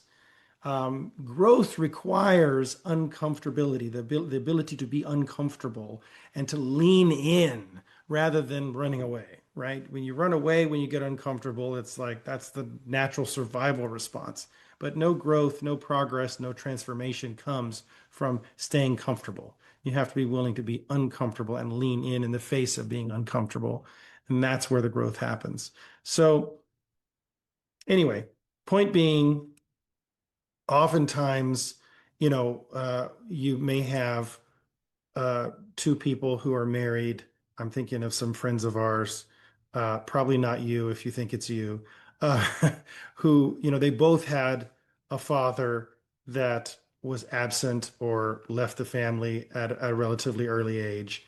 And in that case, a therapist who's a male, who's married, who has children, and they're all happily married and they live together and have a good, solid family, would be an excellent therapist because that's somebody who can model the healthy relationship with a paternal figure that they were lacking in their own father. And that allows them to then heal that relationship. So picking your therapist is more than just, oh, someone with a lot of good credentials. You have to think about where the breakdown was in your own childhood and look for someone who can help you complete that breakdown. Great. Does Okay. that, do you Yes. you align with all that? Yes. Are you satisfied with With number one, number yes. one? Proceed, proceed. Okay, number two. Um, be very intentional about what you're exposing your child to when it comes to outside media. Okay, we have an agreed upon list, where I keep in my notes on my phone, um, of what our 4-year-old is, going to be exposed to, what shows he's allowed to watch, and what shows our 8-year-old is allowed to watch. And we have a framework around, when we watch TV. We don't usually watch TV during the week, but they have a certain amount of hours, Friday, Saturday, and Sunday, Except and Mr. Rogers. except Mr. Rogers, yeah. And we are with them. We are with them. So they're not, randomly scrolling or going through YouTube, even YouTube Kids. We are with them when we're consuming that media. And when, the And boys are just a resource, by the way. Actually, finish what you're going to say, but then when you're done, I want to add. okay. All right. So we do have a list that we agree on the shows. And I would invite you to really take a look at anything that has come out post, you'd say 19. 2016. Okay. 2016, 2017 Okay. is like the last year where this stuff was okay. I feel like I said, Coco to me, which I think was like early 2016, maybe, or no, early 2017. Don't quote me on that. But to me, that's when I look at it, stuff 2016 and before was pretty good. After that is suspect. Okay. And some resources that you can research yourself. Some resources are Common Sense Media. Yeah, that was the one I was going to mention. So commonsensemedia.org is they're a sort of a nonprofit review site, and it allows you to really go in. And here's the thing, they're going to look at it from a child development perspective, and they're going to put their number on there.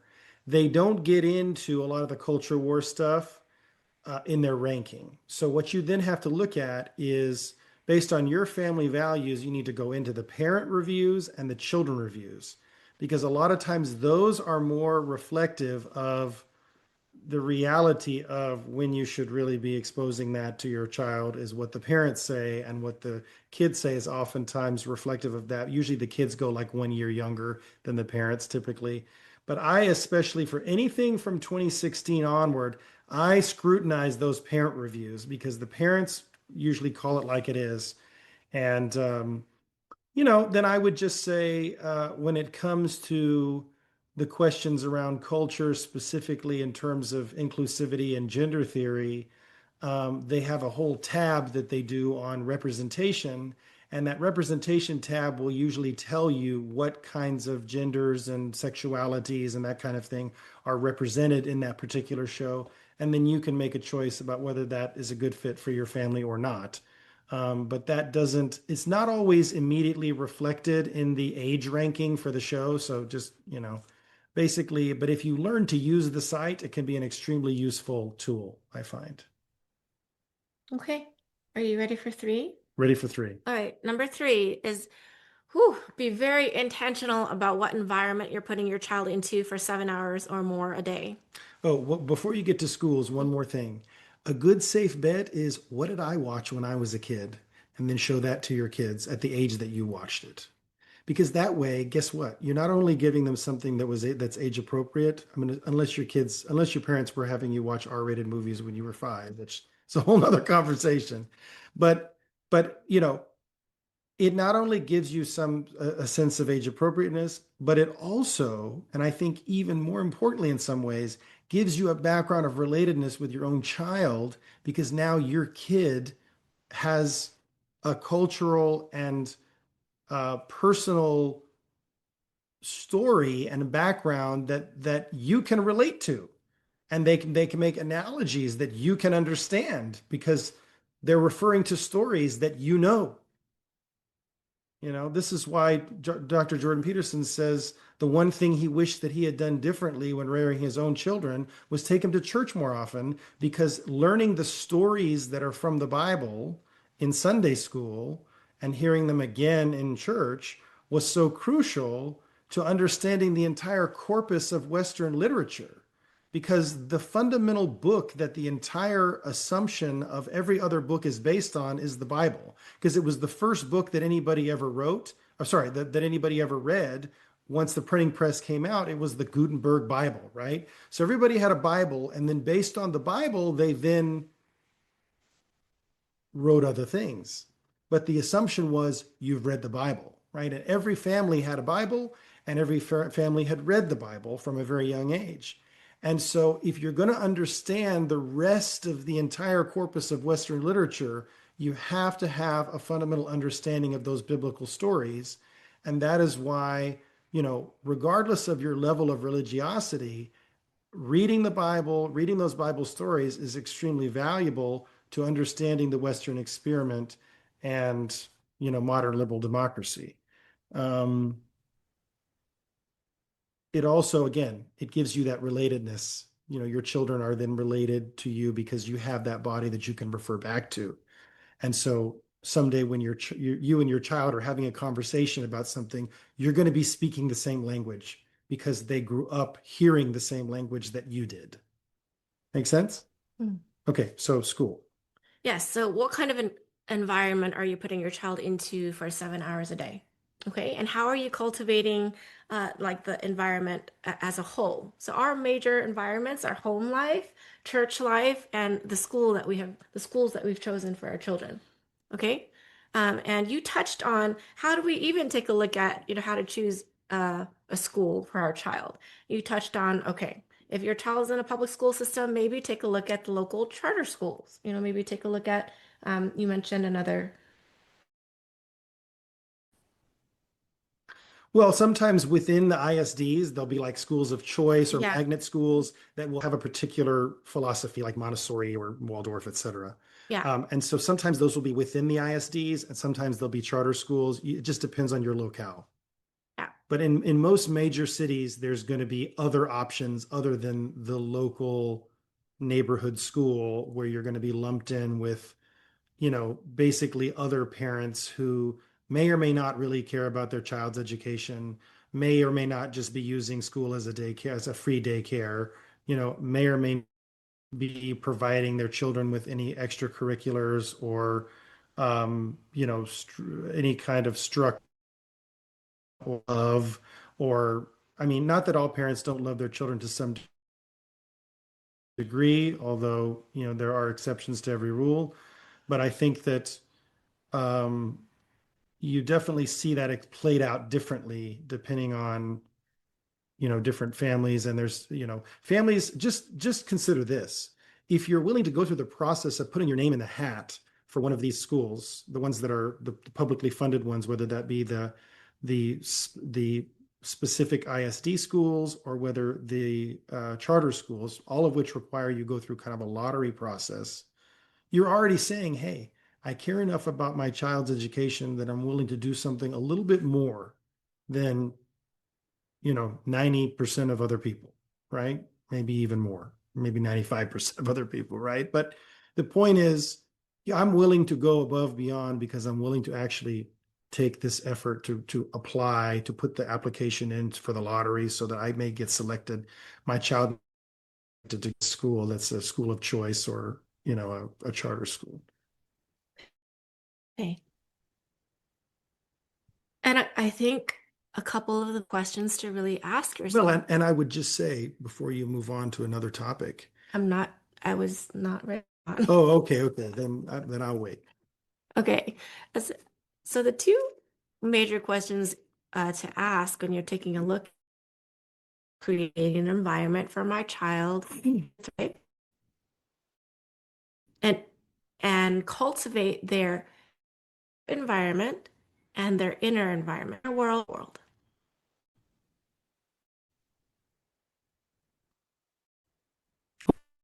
Okay, that was slightly of a new topic because I was still on schools.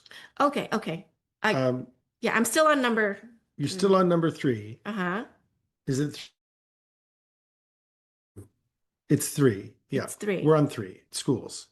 Um, Homeschool and taking the pay cut is, and finding something where you can work from home and do homeschool, because I'm not saying like don't work at all and homeschool. I'm saying like figure out a system where you can work part-time from home remotely, maybe even more than part-time, but like, and also keep your kid at home. That's a valid choice. If your only choice is, say, the local public school and the local public school option isn't great, and you're not in a big city where you have a lot of choices, there you may be able to find a pod of homeschools, like two, three other families that are wanting to work together, and maybe you can and put your kid with those kids, or you can find a job where you can work from home and do homeschooling that way.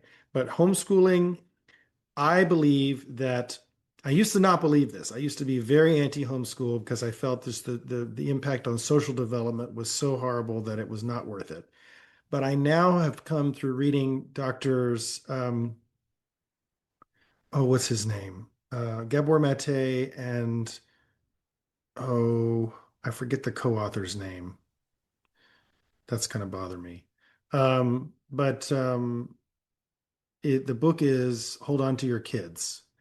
And in that book, they make a very strong case for the idea that your child's social development is more a function of them watching you engage socially with other people, friends, family, out in the world, than it is them, being in the milieu of pure attachment, which is at school. So that was one of those books that once you read it, you can't unread it. It like totally changed my whole view on that 180, and has made me more open to the idea that homeschool can be a better alternative to throwing your child in the cauldron of public school, which again is extremely variable depending on what other ingredients are added to it. And a lot of that has to do with the the area that you live and the environment around there and the people that come to the school. So, Yeah, that was a great actually segue into what what I said okay. about developing their inner world, like having them ask the questions, how where do my interests lie? Where may I be a massive contribution to society? Right? What problems do I want to solve? Like what am I interested in, and how will those interests uh, um, translate into serving the world at large? Um, and then, of course, their outer world, which is their their social world, and you spoke to that beautifully. It's not a function of having a bunch of little friends, you know. It's about how they Play dates every and weekend, play dates. sleepovers. Ah, Gotta have a sleepover every weekend. No, yeah, just kidding. no. Ah, Hold on to your kids. hold on to your It's a kids. great book. Yeah. Okay. So are you And the audiobook is actually narrated by one of Gabor Mate's son, sons? Yeah. which is fantastic. Do you have anything else to say about number three? There was something that came up for me momentarily, and it was about cultivating their inner world and teaching them, Critical thinking. yeah, like sharing your values with them. And, all of that is really an important part of being a parent. And I think that the degree to which we think, and this is something Archie told me one time, he's a good friend and our coach. He said to me one time, he said, at the time we were agonizing over which school to send our child to. And he said, the degree to which you have it that you're going to send your child to the perfect school and the school is going to do the heavy lifting and the rearing of the child is the degree to which you're going to suffer, basically. You're going to struggle. The degree to which you say that I'm responsible for my child's education, I'm responsible for how this kid turns out, and therefore, wherever I send them, it's going to work out because I'm going to be involved. I'm going to make sure that if things are working. And if they're not, I'm going to fix the problem or I'm going to pull them and put them in a different place, right? And then they're going to thrive there, right? Because I'm going to be involved every step of the way. So, yeah, that's Absolutely. that's what I As see. you kind of highlighted with the book choice, Hatchet and like you saw only three books. Okay, so you got those books, and then we're supplementing We with did. We bought all those books. yes, we're supplementing with the other books that we want to introduce him to. Yeah, because there's other places to buy books, right? Yeah, so to be involved in the life of your child, Yeah. not just to hand them over and make sure that I got him a everything's in whole, hope. the first 10 Hardy Boys books, which are books I read when I was a kid and which were around when my parents were growing up. And he's working through the first book now. He said to me the other day, he said, "This is a really good book." I'm like, "I know, aren't they great?" I love it when I find him, sprawled out on the couch and reading Yeah. And then yesterday, I bought him The Amazing Generation by Jonathan Haidt, and he took it to the potty. It's like Yeah. his love of reading is just beautiful. Yeah. Yeah, and for that, I And have I that's have to you know, thank Dr. Jordan Peterson also. I've cited him three times now in this episode, but he recommended this book on one of his podcasts, which is Teach Your Child to Read in 100 Easy Lessons, and that's how he taught both of his kids to read. And I was like, what's that all about? And it's really fascinating. I bought the book, I read the intro for the parents. I was like, sure, let's do this. And I started working with Ryan. Once he started showing some interest in reading, I was like, okay, perfect. He's ready. Like that's how you know that they're ready. And I think he was 5. And basically we started working on that. And you know, every not every day, but I would say at least a few days a week we would work on that. And I acknowledge you for that, for creating the foundation for him to discover his love for reading. And it's really beautiful. yeah. Well, yeah, and it was easy. And when we were done with it, it was like, now he's definitely the strongest reader in his grade for sure. And we've even recommended that book to a few other people, and they're like, this is like the cheat code. Yeah. Like, I feel bad for other kids. My parents come to me and they're like, I feel bad for other kids who don't do this book. Well, 'Cause share it. it's like, Share. yeah, no. So we're like, hey, use the book. It's fantastic. Um, and you see all these YouTube videos, and I'm sure TikTok, I'm not on TikTok, but about how, kids these days can't read and stuff. It's like, well, because nobody's really caring to teach them how to read because they're too busy on their phones. Just saying. Yes. I want to, number two is what you expose them to, right? So I want to move back there, Media, yeah. media, and also take an inventory yourselves about where you're addicted to media. Like to what degree maybe you're scrolling and what kind of impact that has on you.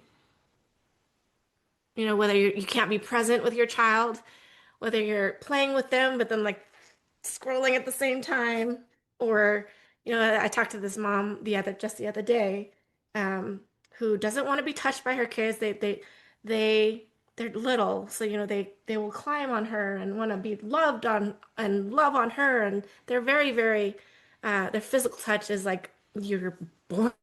Hmm. And then stuff gets in the way, and she's all them to touch me. I don't want my husband to touch me.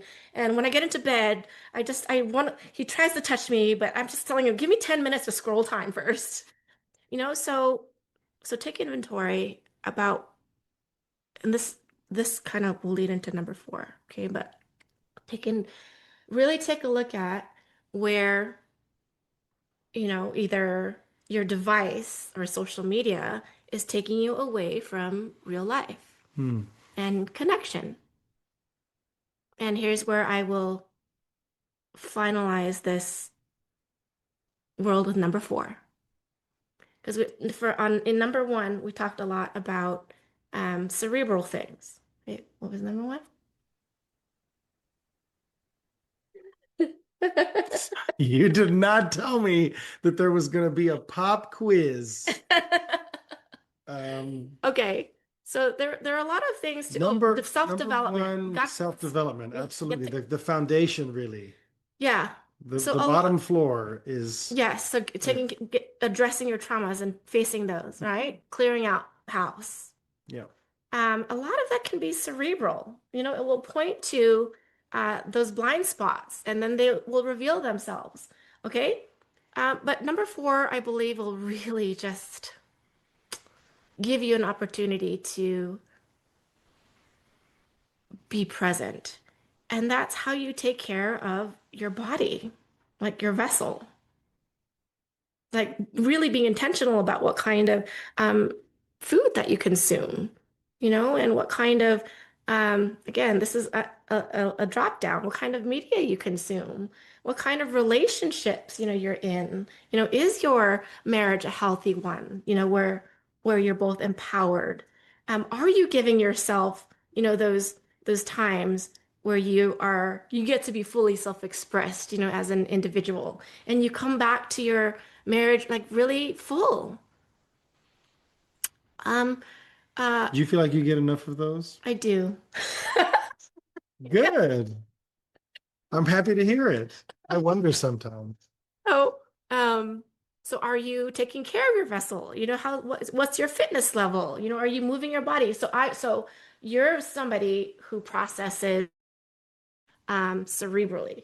You're very heady like in your mind. Like your brain needs to A just bit.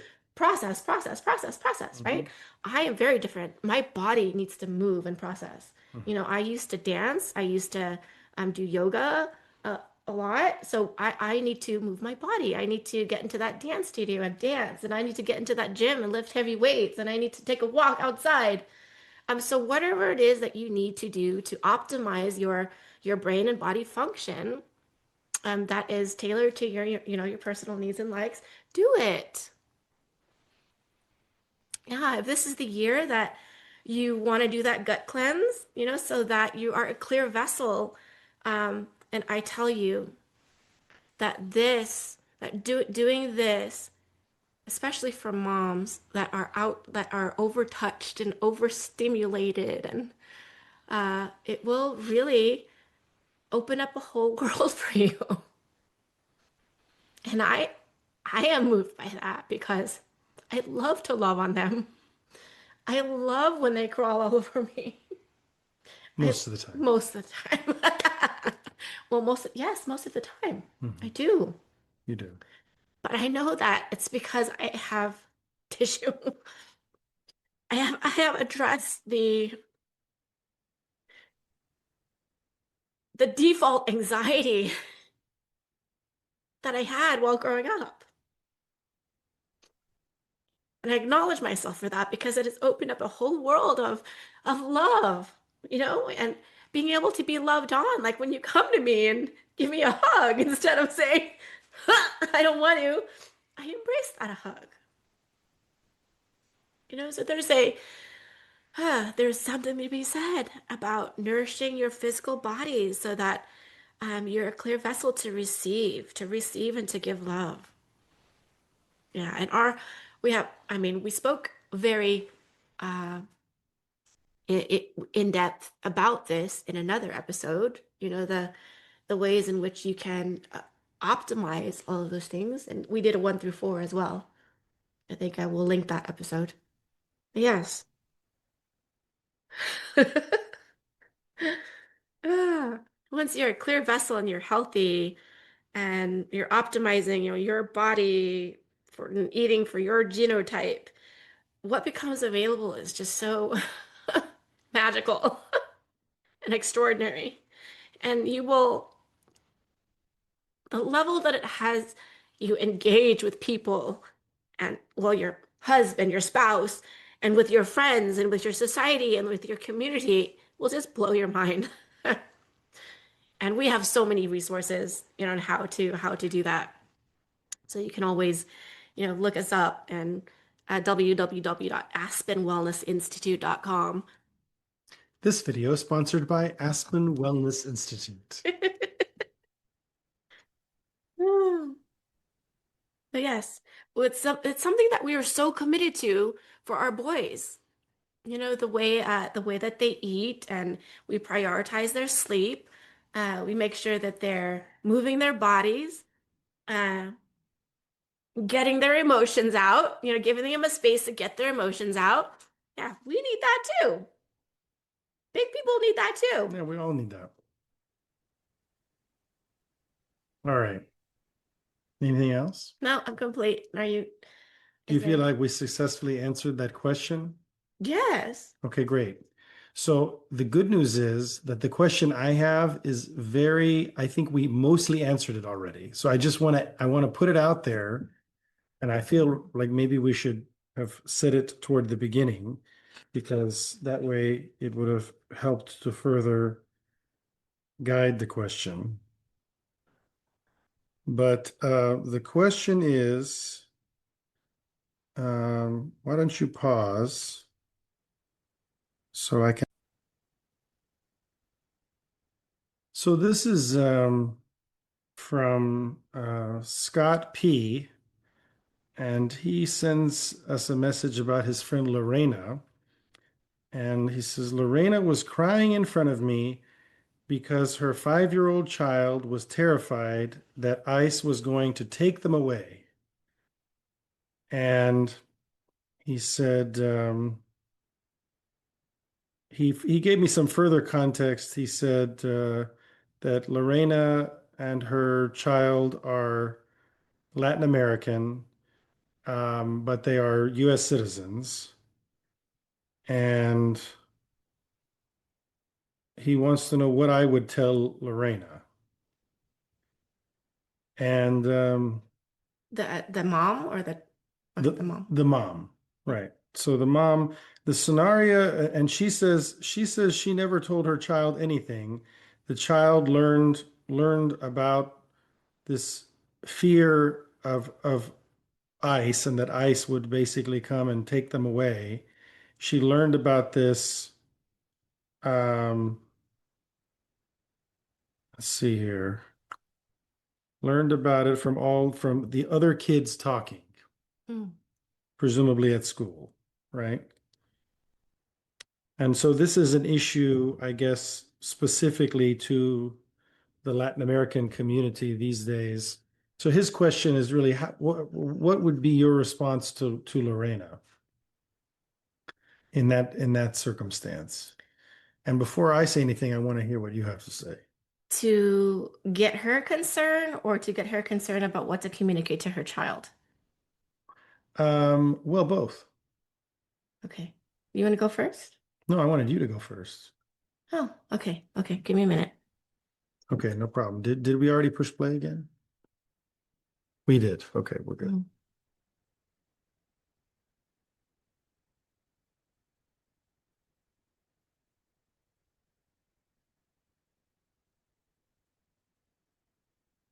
And I wanted you to go first because I had already thought about this Yeah. and I didn't want to alter your view of what you were going to say with whatever I had already thought about.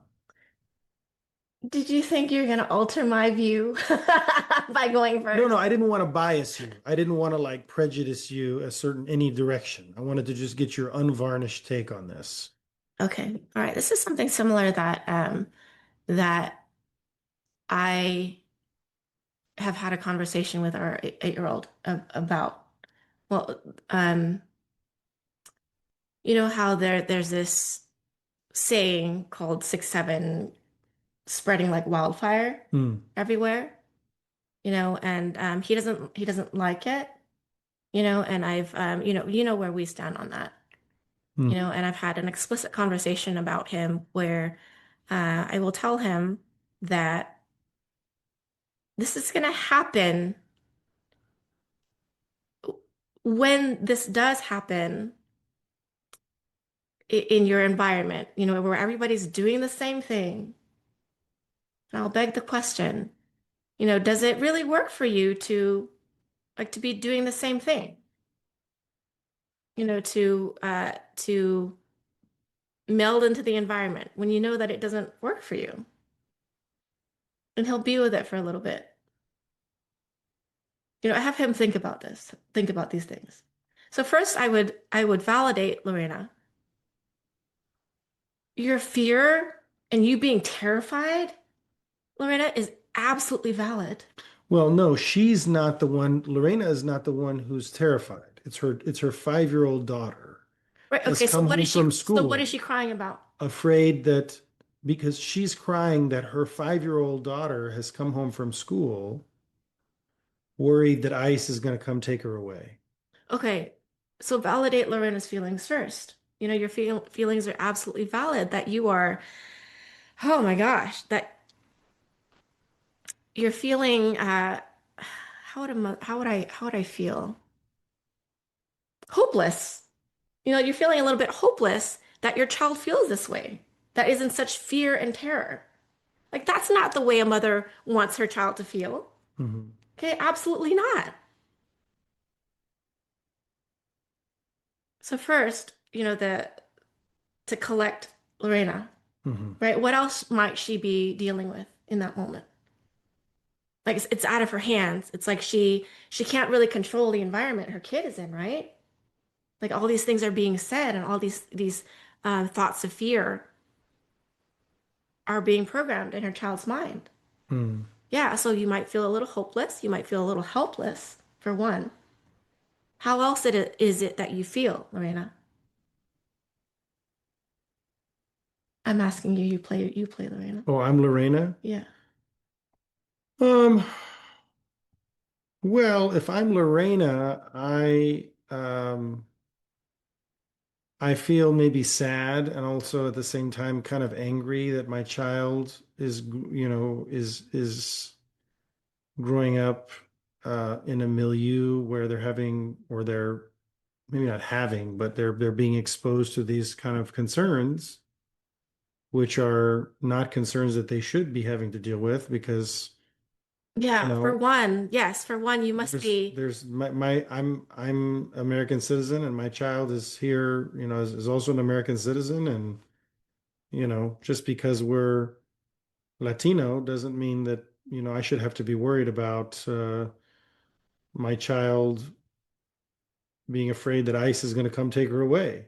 Yeah, and It for feel it feels to me like I would imagine like if I'm Lorena, it feels to me like I would imagine that African American people felt during the Jim Crow South when they were always kind of worried that if they maybe crossed the line or pissed the wrong person off, then, a mob could come for them, right? yeah, so first of all, Which is not, which is not fair because what did they do to deserve that, really? You know? yeah, so your sadness and your anger is totally justified. And your child, your 5-year-old, is being exposed to this, and it's so age inappropriate. Mm. And you must be like inside, there must be some kind of rage because now your child thinks that she's like a second, second tier, Hmm. like a, yeah, Yeah. like it's not equal. Right. Yep. And how dare they, right? How, Hmm. okay, absolutely valid. I hear you, I see you. And when it comes to your child, so it's important for the parent to be cleared first, right? Hmm. Because what kind of space are you going to be? Like, are you going to further validate and or further like allow your child's fear to carry on and Are you gonna perpetuate your child's perpetuate? fear? Right. Right. Or how are you going to be that space to clear yourself and to clear your child? And to have your child actually take a look at what is the truth? Mm. Okay. And then I would ask Lorena, are you open to that? Are you sufficiently, do you feel sufficiently clear? Because your emotions and your tears are totally justified. Like, but do you hear me? Are you ready for something new? Mm. Well, Is there anything else, by the way? I'm afraid Okay. that you're going to tell me that somehow this is my fault, but I don't see how it is. But I'm afraid of what you're going to tell me if I'm Lorena, right? Mm-hmm. That somehow there's something that, when you say stuff like for me to take a look at or me to be the shield wall or, that somehow I have fallen short. I'm afraid of that because, I feel like I'm doing everything I can for her. And of course, I love my daughter, right? Yeah, Um, so that's what's there for me right now. Again, as Lorena, right? It's kind of a weird thing for me to be Lorena in this conversation, but I'm here for it. I get it. Yeah, I get that. Um, and I want to let you know that in our conversation, that I'm committed that you see something for yourself, that there's nothing I'm going to say. Um, well, actually, there's nothing that I can say to have you feel wrong. And that's what I really want you to get. Like, there's nothing somebody else says that you have to take on or that is the truth. Hmm. Yeah. Okay. That's fair. Okay. And I'd like to ask permission. Like, are you even open to taking on a new way of being so that when your child comes to you with this issue, it is fully and duly transformed so that she is the one that has the choice to listen to, what is around her or not. Say, no, thank you. Yeah. For her, I would do that. I'm open to it. Beautiful. Okay. All right. So first of all, is there anything else that you need to say about this experience? I really heard that you were, um, well, is there anything else, besides maybe that inner rage or that fear Yeah. of I being, was going to say, I'm really angry. Like I'm really angry, not just at, at those other kids for saying things that would leave my daughter that way. I'm angry at their parents for leaving them the way that they were going to now come to my daughter and say things that are going to have her left that way. I am angry at the school for allowing that kind of thing to be discussed. I am angry at the people that work for ICE for behaving in such a way that has now led to people feeling that scared. I am angry at the people who trained those people and put them in their positions. I am angry at the government and the elected officials who have empowered ICE to do those kinds of things because, um, none of that was necessary. None of it was indicated. None of it was the, I don't know if this is how Lorena would say it, but maybe. None of that was the least invasive way to achieve the desired result, which was to um, deport criminals who were here in this country without, citizenship. So non-citizen criminals, the goal was to deport those people. And this has obviously now gone far beyond that and, led to a flashpoint, frankly, in the country that is now even impacting my 5-year-old daughter, which is just totally unacceptable. And I just, you know, it's like, you know, this on one hand, but I'm also totally enraged as Lorena. Yeah, how dare they? Yeah. How dare the system and the school and the government, to enable all of this, and then it trickles all the way down to your 5-year-old? How dare they? Yeah. You have a right to your anger and your rage. Absolutely.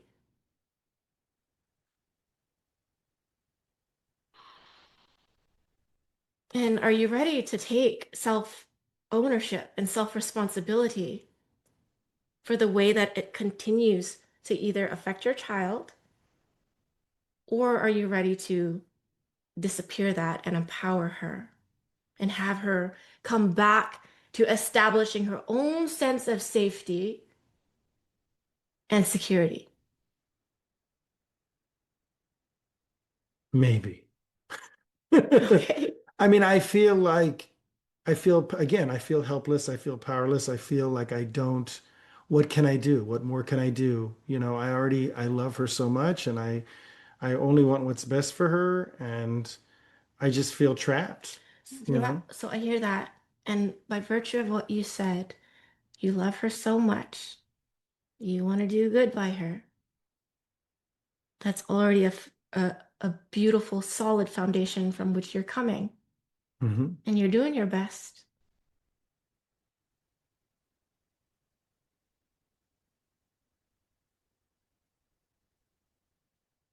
Do you see that? Yeah. I acknowledge you as a mom. That by the fact that we're having this conversation and that you're open to it and that it shows grit. It shows that you want to do something. Yeah. It shows that you want your child to flourish and to be in an environment where she does feel safe and secure. Yeah. Where outside forces, she will learn that she can say no thank you. Yeah. And not have to take it on. Yes. Yeah. Like, Not have like, to. like it's the truth or like it has anything to do with her. Yes, not Yeah, that's what I want for her. yes, and not to have to internalize it. Yeah. I mean, because the world is going to be the way the world is, Yes. but like I don't want her to have to take that on because she's 5, Okay. it's not her responsibility. Yes. Beautiful. You're doing great. So do you see that you have to do that first? I have to do that first. Yes, as her source, as her universe. Mm, tell me more about what you mean. I have to do that first.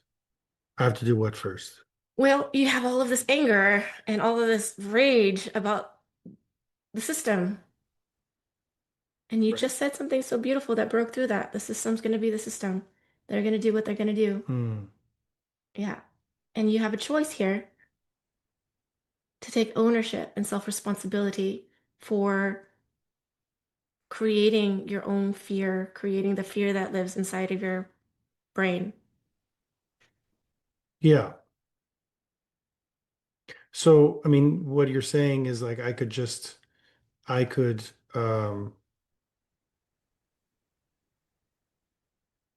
well, I mean, look, I'm not really afraid personally. Not really. I mean, sometimes I Hmm. get wrapped up in the emotions of it and I get Yeah. angry about what I see happening to my, you know, fellow Spanish speaking people. But I also know that, hey, I'm a citizen, I'm a lucky one, right? But I also, what I get really upset about is the impact on her that she's left feeling that way, Okay. scared. Okay. It's not fair, All right. Great. So you're ready. You're ready to have this. if you say so. Are you? Well, I mean, if you say so, I mean, I want to be. Did you not say that you're ready to do it for her? Yes, I did say that. Okay. Great. So how does she come to you? What does she say? Is she's scared? What does she actually say to you? She says, Mama, I'm worried that ICE is coming for us. That's what they told me at school. That's what the kids are saying, that ICE is coming for us. Are you Is ICE coming for us? Are we going to be okay? okay? Are you Are they going to lock us up? Are they going to kill us? whew, right? Whew, first of all, Yeah. are you open to mocking a conversation to have with her when she comes to you with this? Yeah. Okay. Yeah. I would love to know what to say. Because and when that happens, I'm just filled with so much anger and so much like grief and so much like sadness that I even have to hear her say, that she would even have those thoughts, much less have to hear it, much less have to say it. You know what I mean? But I mean, I'm glad she said it to me because otherwise she'd be dealing with it by herself. Mm-hmm. But like, you know, what am I supposed to do with that?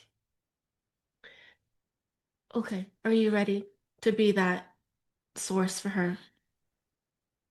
I'll do my This best. the source of I may not be giving you what you want, but that's how I feel as Lorena. That's how I feel. are I you mean, I just feel the weight of all of this whole system yes. on me, and I just don't know what to do with my poor girl, you know? Are you ready to be that source of unconditional love and a pillar of strength for her? Of course. Yeah. That's who I'm committed to being for her. Sure.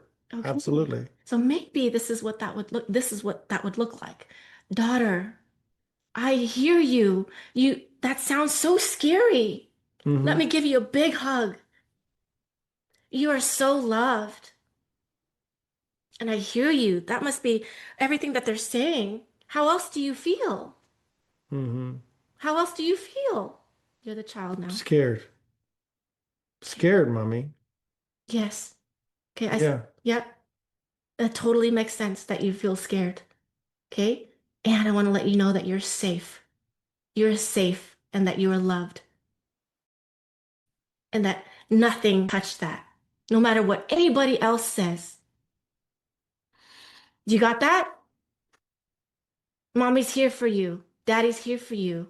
God is here for you. Hmm. Why doesn't God do something about those ice guys? Hey, she's a precocious 5-year-old. Don't put a lid on her. Well, don't put a lid on God. Fair. Yeah. Yeah. Okay, I want you to get that no matter what anybody says, you are loved and you are safe. Thank you, mommy. I love you. Mm.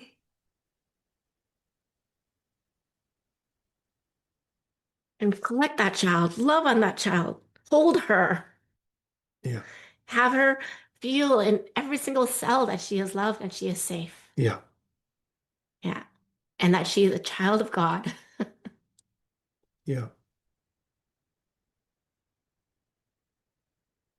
Yeah.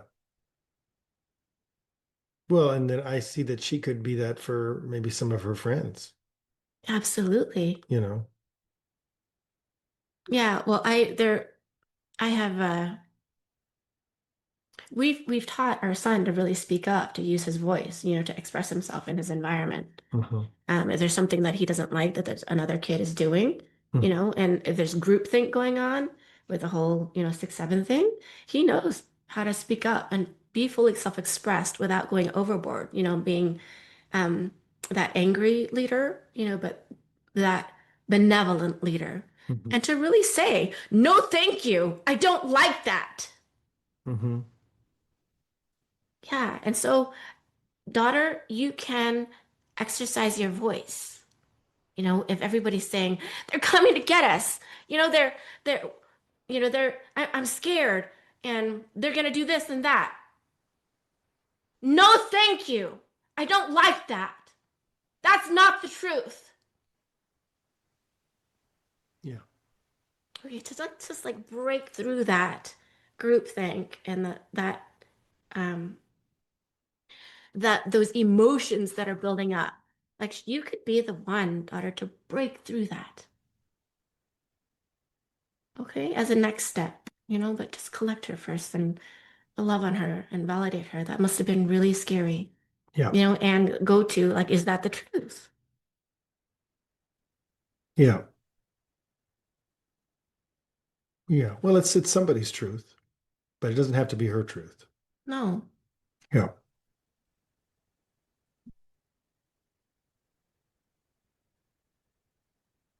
Well, Lorena gives you a hug. Hmm.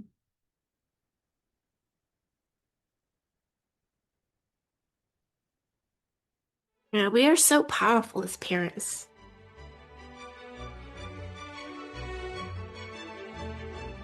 Yep.